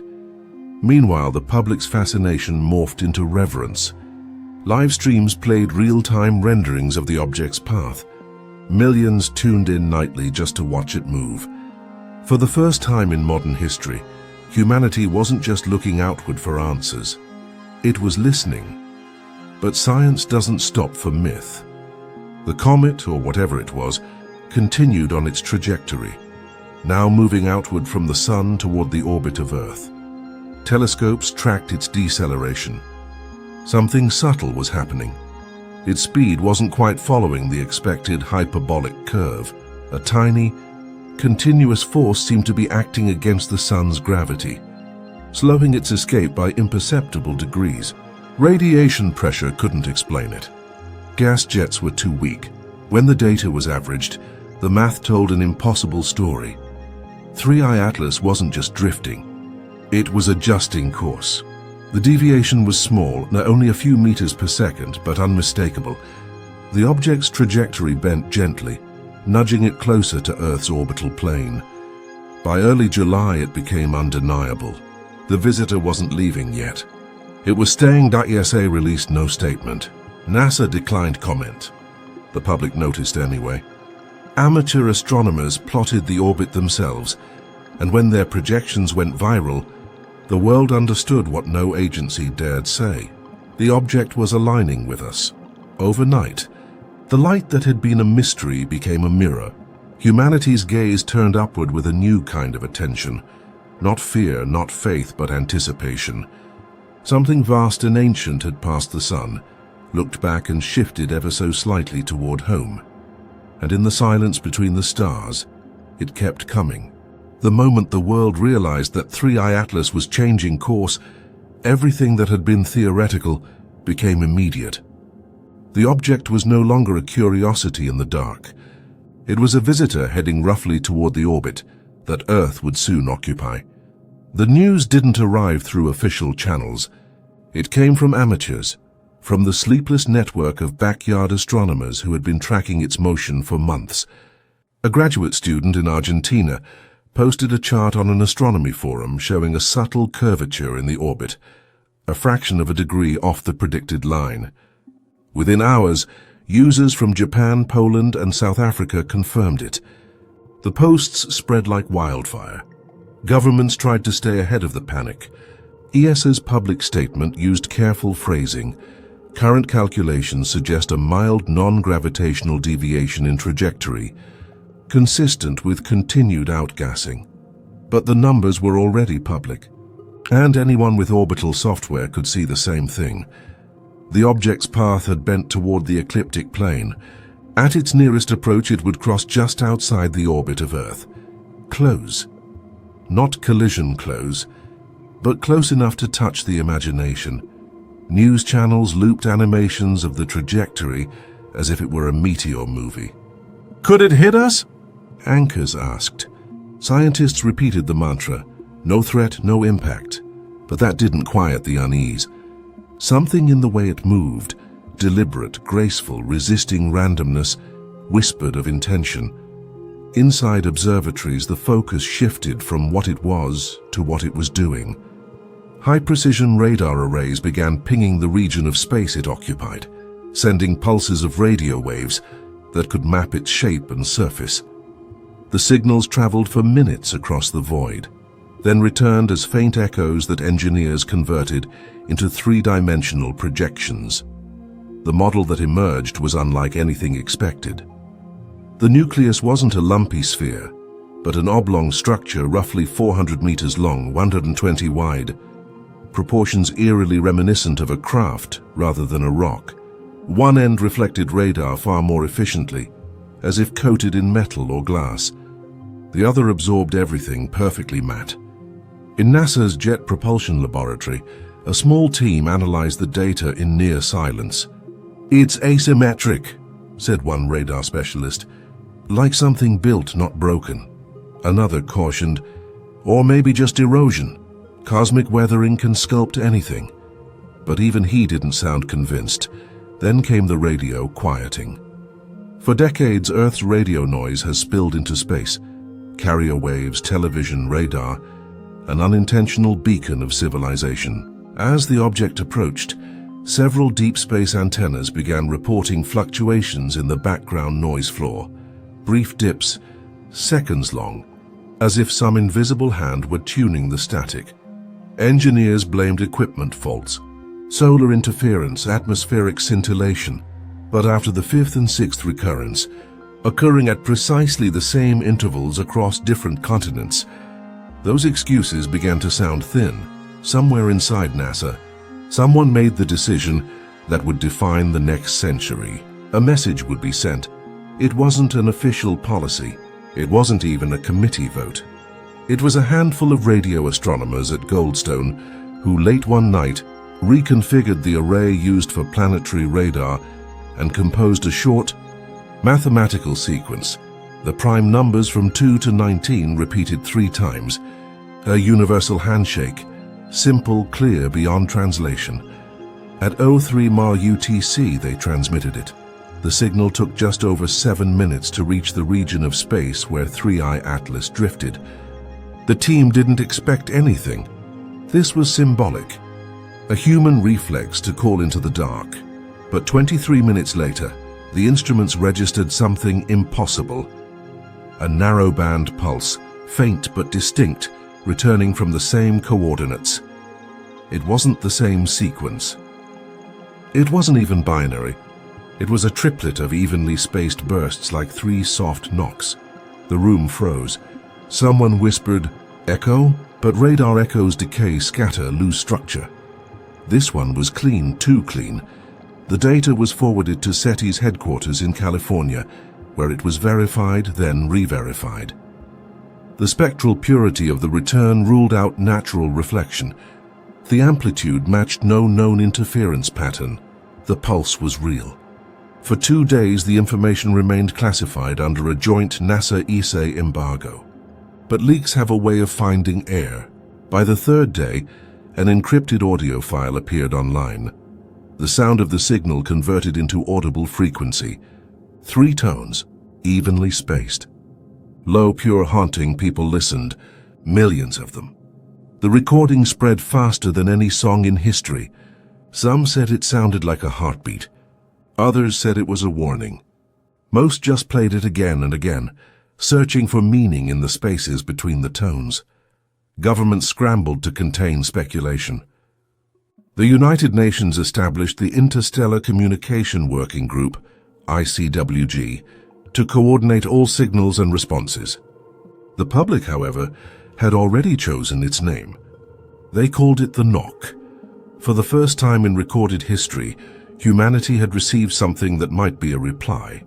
But scientists, careful as always, refused to declare contact. "We cannot assume intention," they said. "Correlation is not communication." Yet the language of restraint couldn't undo what people had heard. As July deepened, the object continued its approach, crossing within the orbit of Earth at a safe but tantalizing distance of 0.04 AU, about 6 million kilometers. The world held its breath. For days, it was the brightest moving object in the night sky, visible even through small telescopes as a silver-green spark drifting across constellations. In cities, people gathered on rooftops. In deserts, astronomers set up camps to watch its passing. For a brief moment, the divisions of nations blurred. The whole planet looked in the same direction. Then, on July 18th, just after midnight UTC, the object released another pulse, not of light, but of radio energy. Deep space networks detected it simultaneously, a burst 5 seconds long, centered near 1420 megahertz, the frequency of hydrogen, the most abundant element in the universe, and the traditional cosmic hailing frequency. This time there was no ambiguity. It was targeted. The pulse was narrow, deliberate, and structured with internal modulation resembling harmonics, not random noise, but layered frequencies. It wasn't speech, it wasn't data, but it was crafted. The ICWG immediately issued a moratorium on further transmissions, fearing escalation or misinterpretation. But around the world, that decision felt almost irrelevant. The silence of millennia had been broken. In Karachi and Warsaw, in Sao Paulo and Cape Town, people stepped outside and looked upward, whispering words they didn't understand. Some prayed, others simply stared. The object was tiny in the sky, yet somehow larger than anything they had ever seen. Scientists continued analyzing the signal, parsing its modulations into spectrograms and equations. It would take years to decode, if it could be decoded at all. But the emotional truth needed no translation. Something out there had heard us. Something had answered back. When dawn broke over Europe, the ESA director stood before the press. Her face was pale, her words measured. "The signal," she said softly, "appears to originate from the interstellar object known as 3I Atlas. We are coordinating with international partners to study its nature. We advise calm and continued observation." Calm, the word felt almost ironic, because even as she spoke it, the world below was already changing, in ways no one could control and perhaps no one should. As the signal faded into static and the object drifted beyond Earth's orbit, a single truth settled across humanity like a new dawn. We had looked into the dark for centuries, wondering if anyone was there. Now the dark had knocked back. The morning after the knock, the world was a different place. Not visibly. The skies were still blue, the cities still humming. But beneath that normal rhythm, something had shifted. Every radio station, every news feed, every conversation seemed to circle the same gravity. We were no longer speaking into silence. Governments tried to hold the line of reason. The United Nations' new Interstellar Communication Working Group released the first official statement in human history acknowledging a non-terrestrial transmission. A narrow-band signal consistent with artificial modulation has been received from the direction of interstellar object 3I Atlas.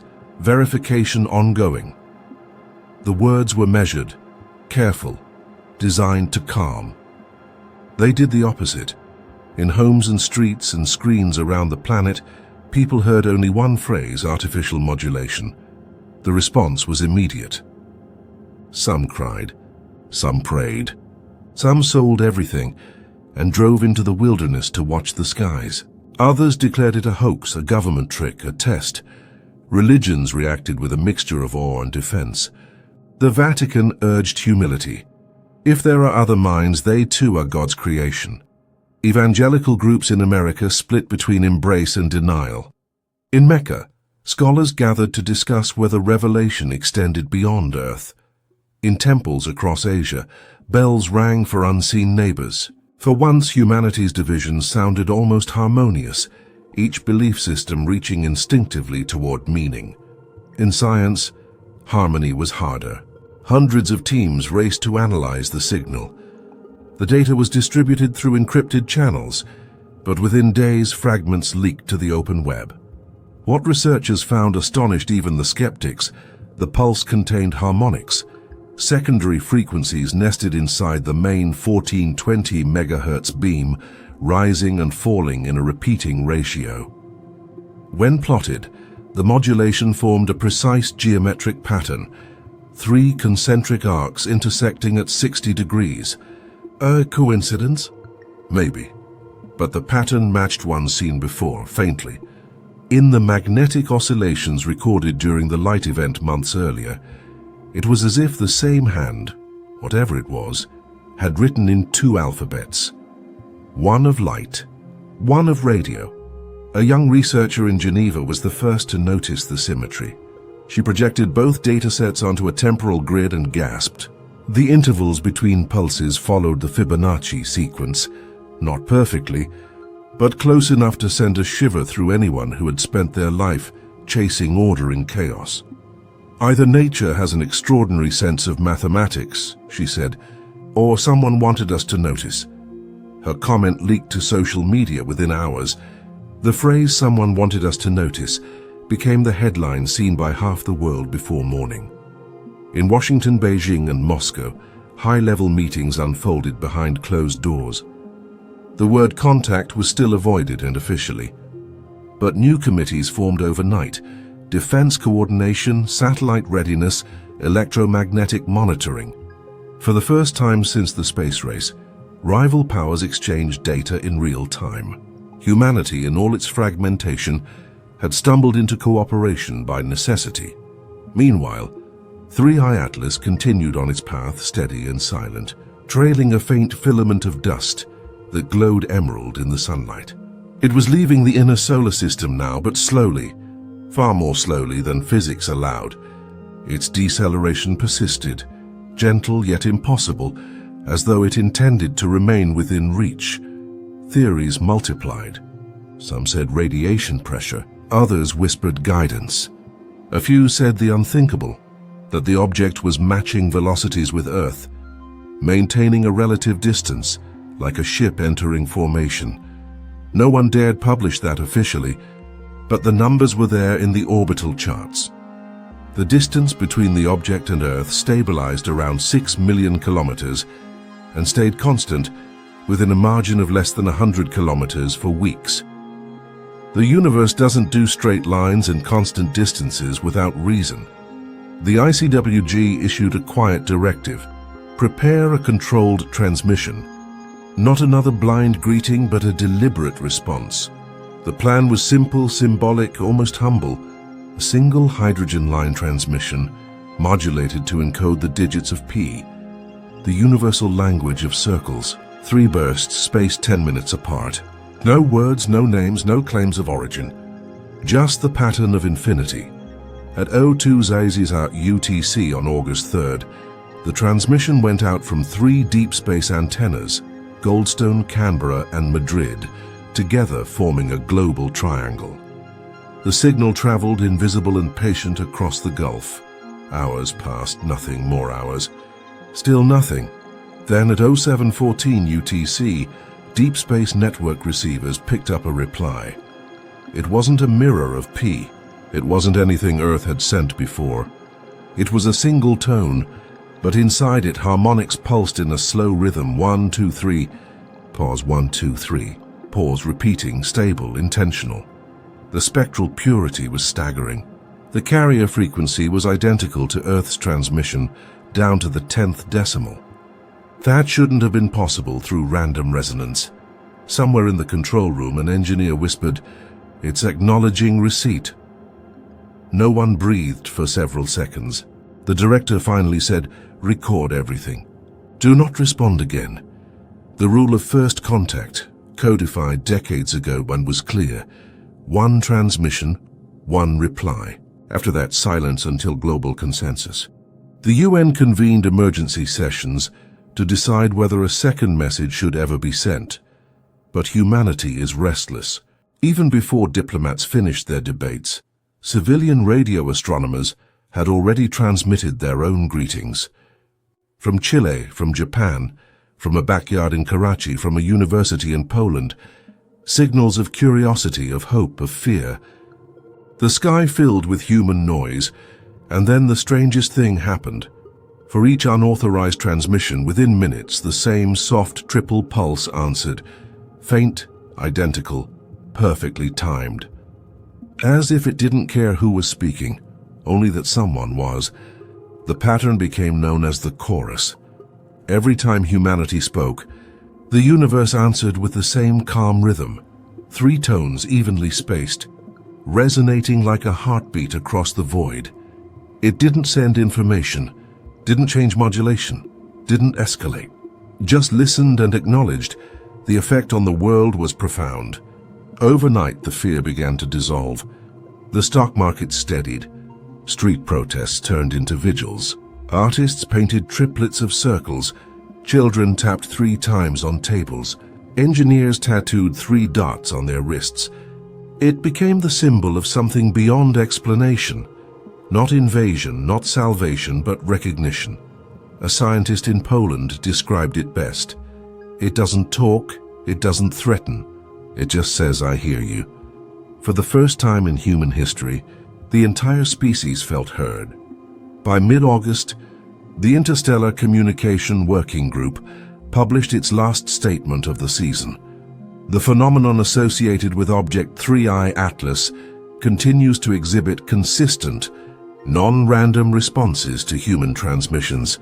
No hostile or hazardous behavior detected. Further contact protocols suspended pending analysis. Translation: the sky was peaceful, and so far so was whatever lived there. As the object drifted farther out, the signals grew weaker, but no less regular. 3 tones, fading slowly into the hiss of space. Evening after evening, people around the world tuned in to live streams of radio data converted into sound. The 3 tones would rise from the static, soft and distant, like the echo of a heartbeat older than the sun. It wasn't music. It wasn't language. But to humanity it was enough. And as the object moved toward the darkness beyond Mars, its tail dimming into a thread of green light, one last transmission reached Earth, fainter than all before, yet perfectly timed. 3 tones. Then silence. In that silence, for the first time, humanity understood what it meant to be small, not in despair but in belonging. We had whispered into the dark for centuries. Now something had whispered back, not to conquer, not to explain, but to remind us that the void was never empty. Somewhere, far beyond the reach of orbit or language, the traveler kept moving, leaving behind no answers, only connection, and for once that was enough. For a time, the world settled into a fragile peace with the unknown. The triple pulse, the chorus, had become part of humanity's daily rhythm. It was no longer breaking news. It was ritual. Every night, millions tuned in to the faint hum transmitted by observatories around the globe. 3 tones, a pause, 3 tones again, like a cosmic metronome keeping time for a species that had always feared silence. But scientists never rest. Beneath the calm, they continue to dissect every byte of data, peeling away noise from meaning. Months had passed since the first knock, and by now petabytes of recordings filled storage servers across continents. The world's most powerful computers in Geneva, Tokyo, California, churn through the data, looking for anomalies within the anomaly. And then quietly, something extraordinary emerged. At the Max Planck Institute in Germany, a data scientist named Helena Voigt noticed a subtle drift in the harmonic frequencies. When she overlaid hundreds of transmissions, she realized that the spacing between the 3 pulses wasn't fixed. It varied by tiny increments, thousandths of a second, following a pattern that repeated every 47 minutes. That rhythm wasn't random. It wasn't an artifact. It was encoded. Helena's team cross-referenced the intervals with cosmic constants, hydrogen spin frequency, Planck-length solar radiation cycles, until finally, the pattern matched something unmistakable. The golden ratio felt not perfectly, not like a machine broadcasting precision mathematics, more like an echo, natural, graceful, recurring through scale and rhythm. It was as if the signal itself breathed according to a geometry older than life, When Helena presented her findings to the ICWG, the room went silent. She ended her presentation with a single slide, 3 circles touching, each tangent to the other, enclosing a triangular space of perfect symmetry. "If this is deliberate," she said softly, "it's not language, it's architecture." That night her slide went viral. Artists replicated it in neon, in sand, in drone light shows above cities. The symbol became known as the Trine. It wasn't a message of dominance or warning. It felt like a blueprint, something both universal and intimate, a reminder that structure itself could be a form of dialogue. But the deeper the scientists looked, the stranger the signal became. At MIT, an astrophysicist named Rao discovered that buried beneath the audible frequencies was a faint subharmonic, a whisper in the noise, so low it almost vanished into the static.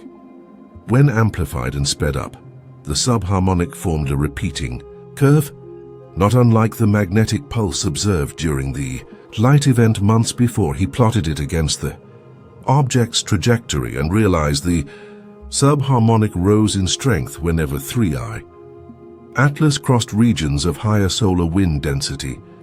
It was as if the signal fed on the sun's breath, modulating itself through interaction with the environment. That made no sense for a passive transmitter. It behaved like a system responding dynamically, learning, adjusting aware. ESA's engineers resisted those words, but privately they began using a new term in their reports, adaptive source behavior. It was a polite way of saying, it's listening to us, and to the sun and to itself. Meanwhile, back on Earth, something unexpected happened. Collaboration. Nations that once guarded secrets began opening archives. The data was too vast, too beautiful, too alien to hoard. For the first time in human history, all of Earth's major scientific agencies worked under a single banner, the Global Signal Analysis Initiative.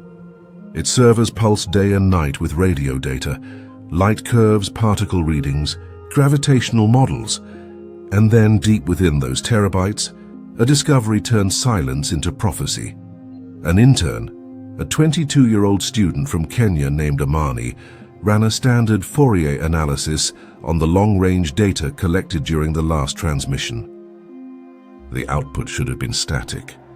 Instead, she saw repeating harmonics nested at precise logarithmic intervals, harmonics that, when translated into coordinates, formed a 3-dimensional lattice. It wasn't random. It wasn't a waveform. It was a map. At first, her supervisor laughed it off. Pareidolia, he said, the human tendency to see shapes in noise. But when the coordinates were plotted in galactic space, the laughter stopped. The pattern pointed toward a region roughly 200 light-years away, near a faint, unremarkable star catalogued as HD 122563, a red giant in its final life stages. The pattern didn't point at the star. It formed an orbit around it, like breadcrumbs in a spiral. When the coordinates were connected, they formed a structure resembling an open hand, its fingers curling toward emptiness. The data was checked, rechecked, and finally verified. The chorus wasn't just rhythm. It carried geometry, spatial intent. The ICWG convened immediately. Amani was invited to present her discovery to the UN. Her voice trembled as she spoke. "It's not a destination," she said. "It's an origin. I think it's showing us where it came from." That sentence hit the world like a pulse wave. The media called it the Hand of Atlas. Headlines screamed that we had found the home of the signal. Scientists tried to temper the excitement. Data could mislead, coincidence could trick. But deep down, everyone felt the same quiet awe. For the first time, the mystery had a direction. Meanwhile, the object itself, silent since the last triple tone, began to behave oddly once more. Its brightness dipped sharply, then stabilized. The coma collapsed inward, shrinking until only the solid core remained visible. Telescopes saw metallic glints across its surface, arranged in faint grid-like lines. It was as though the shell was opening. Radar from Goldstone picked up a sudden shift in reflectivity, smooth panels turning, reorienting. The energy signature changed too, emitting a narrow spectrum spike near 21 centimeters, the hydrogen line again, but pulsing in a more complex sequence. When analyzed, the new sequence mirrored the same harmonic ratios embedded in the chorus, except this time there was modulation, amplitude variations that repeated every 11 minutes. Helena Voigt, watching the data stream in real time, murmured, "It's not just replying anymore. It's transmitting something else." The new signal was fainter, slower, and seemed to carry layered information. It wasn't the soft triple knock of acknowledgement. It was structured, unfolding like a code. Over the next few weeks, observatories compiled enough of it to assemble a fragment. When converted into a visual spectrogram, the pattern resembled an arc of curved lines intersecting, remarkably similar to the earlier trine symbol, but with added complexity, as though expanding upon it for the first time. The pattern contained modulation within modulation, information nested like Russian dolls. When decoded through basic mathematical ratios, the output produced a sequence of numbers, 1.618, 2.7 phi, and P3 constants, the fingerprints of structure, growth, and motion. In a single gesture, the signal seemed to be telling humanity what it valued: balance, expansion, and orbit, the language of creation itself. Philosophers called it poetry. Mathematicians called it code. Religious leaders called it revelation. But for scientists, it was something simpler and infinitely harder to grasp. It was communication without translation, a message not meant to be read but recognized. As September turned to October, the object began to dim again, its energy fading as it drifted beyond Mars' orbit. The signals grew weaker, though still regular. Then on October 9th, at exactly 00 UTC, the final transmission came, not 3 tones but 12, cascading downward in frequency like a sigh. When the spectrogram was plotted, it formed a perfect spiral, the same geometry as the coordinates pointing toward the distant red giant. A spiral turning inward, then vanishing into silence. The traveler was leaving, its course bent slightly, angled away from the sun, tracing a path that would eventually carry it out of the solar system. Not a retreat, but a continuation. In its wake, it left no debris, no radiation, no wreckage, only the lingering echo of structure, symmetry, and intention. And on Earth, billions watched the last faint glint of light fade into the night sky, a grain of emerald dust against the infinite black, and understood that something vast had just ended, or perhaps just begun. No invasion, no revelation, just a message written in mathematics, carried by silence. In that moment, humanity realized something profound, that maybe the universe doesn't speak in words at all. It speaks in patterns, waiting for someone patient enough to listen, and we had finally listened. Years later, historians would say the world didn't change in an instant. It dissolved and reassembled itself slowly, like dawn bleeding through fog. The light didn't come from the sky. It came from within, from the realization that humanity was no longer speaking into emptiness. The silence of the cosmos had answered once, then faded, leaving behind not instructions or salvation, but an idea that we had been heard. At first, people waited for the next signal. For months after 3i Atlas vanished into the outer dark, every radio dish, every antenna, every amateur telescope stayed listening. The instruments hummed day and night, straining for another pulse, another whisper. None came, the chorus had ended. But in that quiet absence, something else began to grow. Not fear, not loss, but an awareness that the silence itself was part of the message. It wasn't a conversation. It was an introduction. Scientists began calling the event the contact epoch, but philosophers preferred another name, the Great Mirror. Because in seeking meaning from the visitor, Humanity had found itself reflected back. The patterns we'd uncovered, the golden ratio, the trine geometry, the spiral pointing to a distant red giant, they were more than communication. They were recognition. The language of structure, motion, and life itself. The years that followed were not utopian. They were turbulent as every great shift is. Old divisions cracked and new ones formed. Some governments demanded that the signal be declared sacred, an interstellar scripture. Others saw it as an opportunity for power. Proof of life beyond Earth meant technologies yet undiscovered, energies yet harnessed. But amid the noise, a quieter movement spread, driven by those who had heard the knock and understood its simplicity. I hear you universities restructured entire departments around what became known as cosmic semiotics, the study of meaning without language. Engineers built new telescopes not to search, but to listen. And for the first time, the scientific world worked not to conquer the universe, but to commune with it. 10 years after the event, the Global Signal Archive released all the raw data, every transmission, every modulation, every fragment of the chorus. It filled more than 2 petabytes of memory.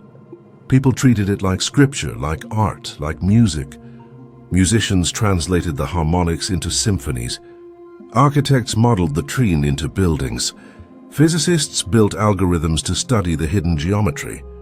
Out of equations came songs, out of numbers prayer.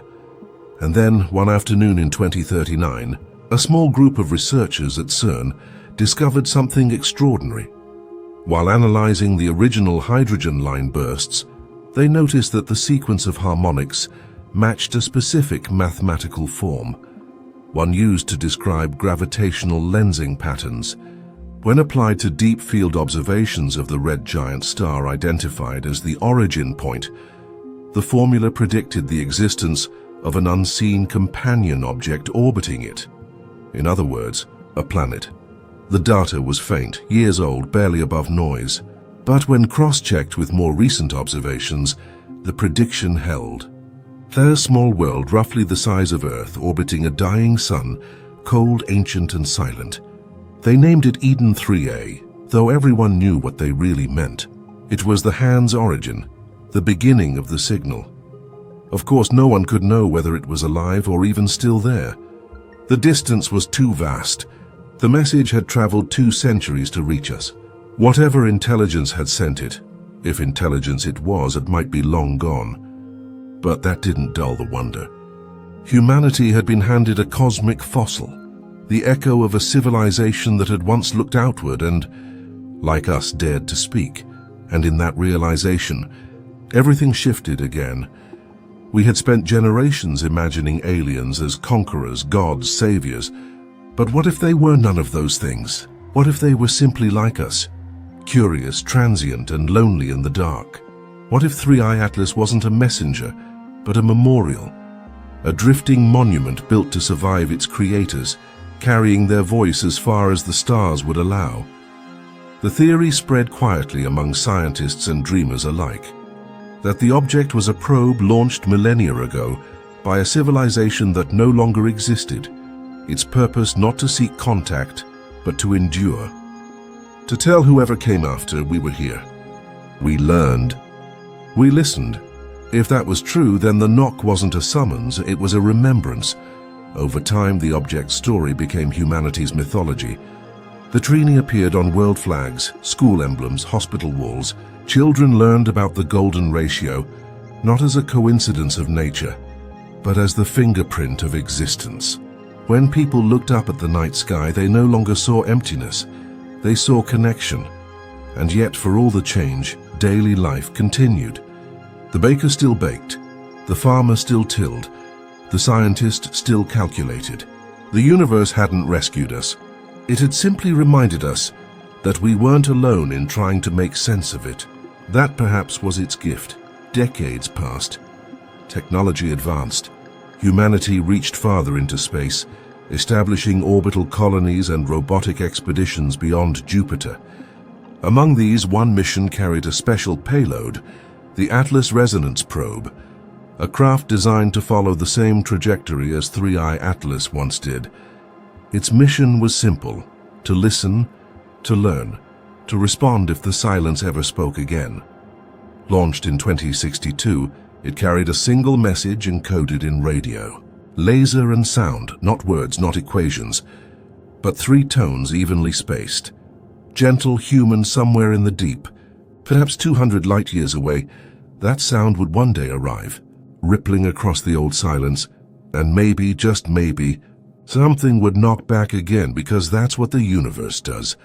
It echoes. It answers curiosity with mystery and silence with pattern. 3i Atlas had come and gone, but the echo it left behind changed the shape of our minds.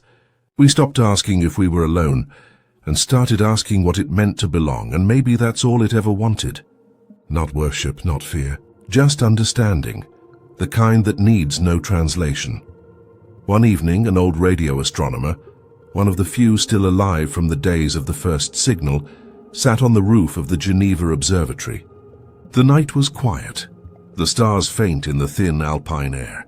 She closed her eyes, remembering the sound that had changed her life. 3 tones. A pause, then nothing. She smiled, because now she understood that silence wasn't empty. It was the space left for us to fill, and in that silence humanity had finally found its voice.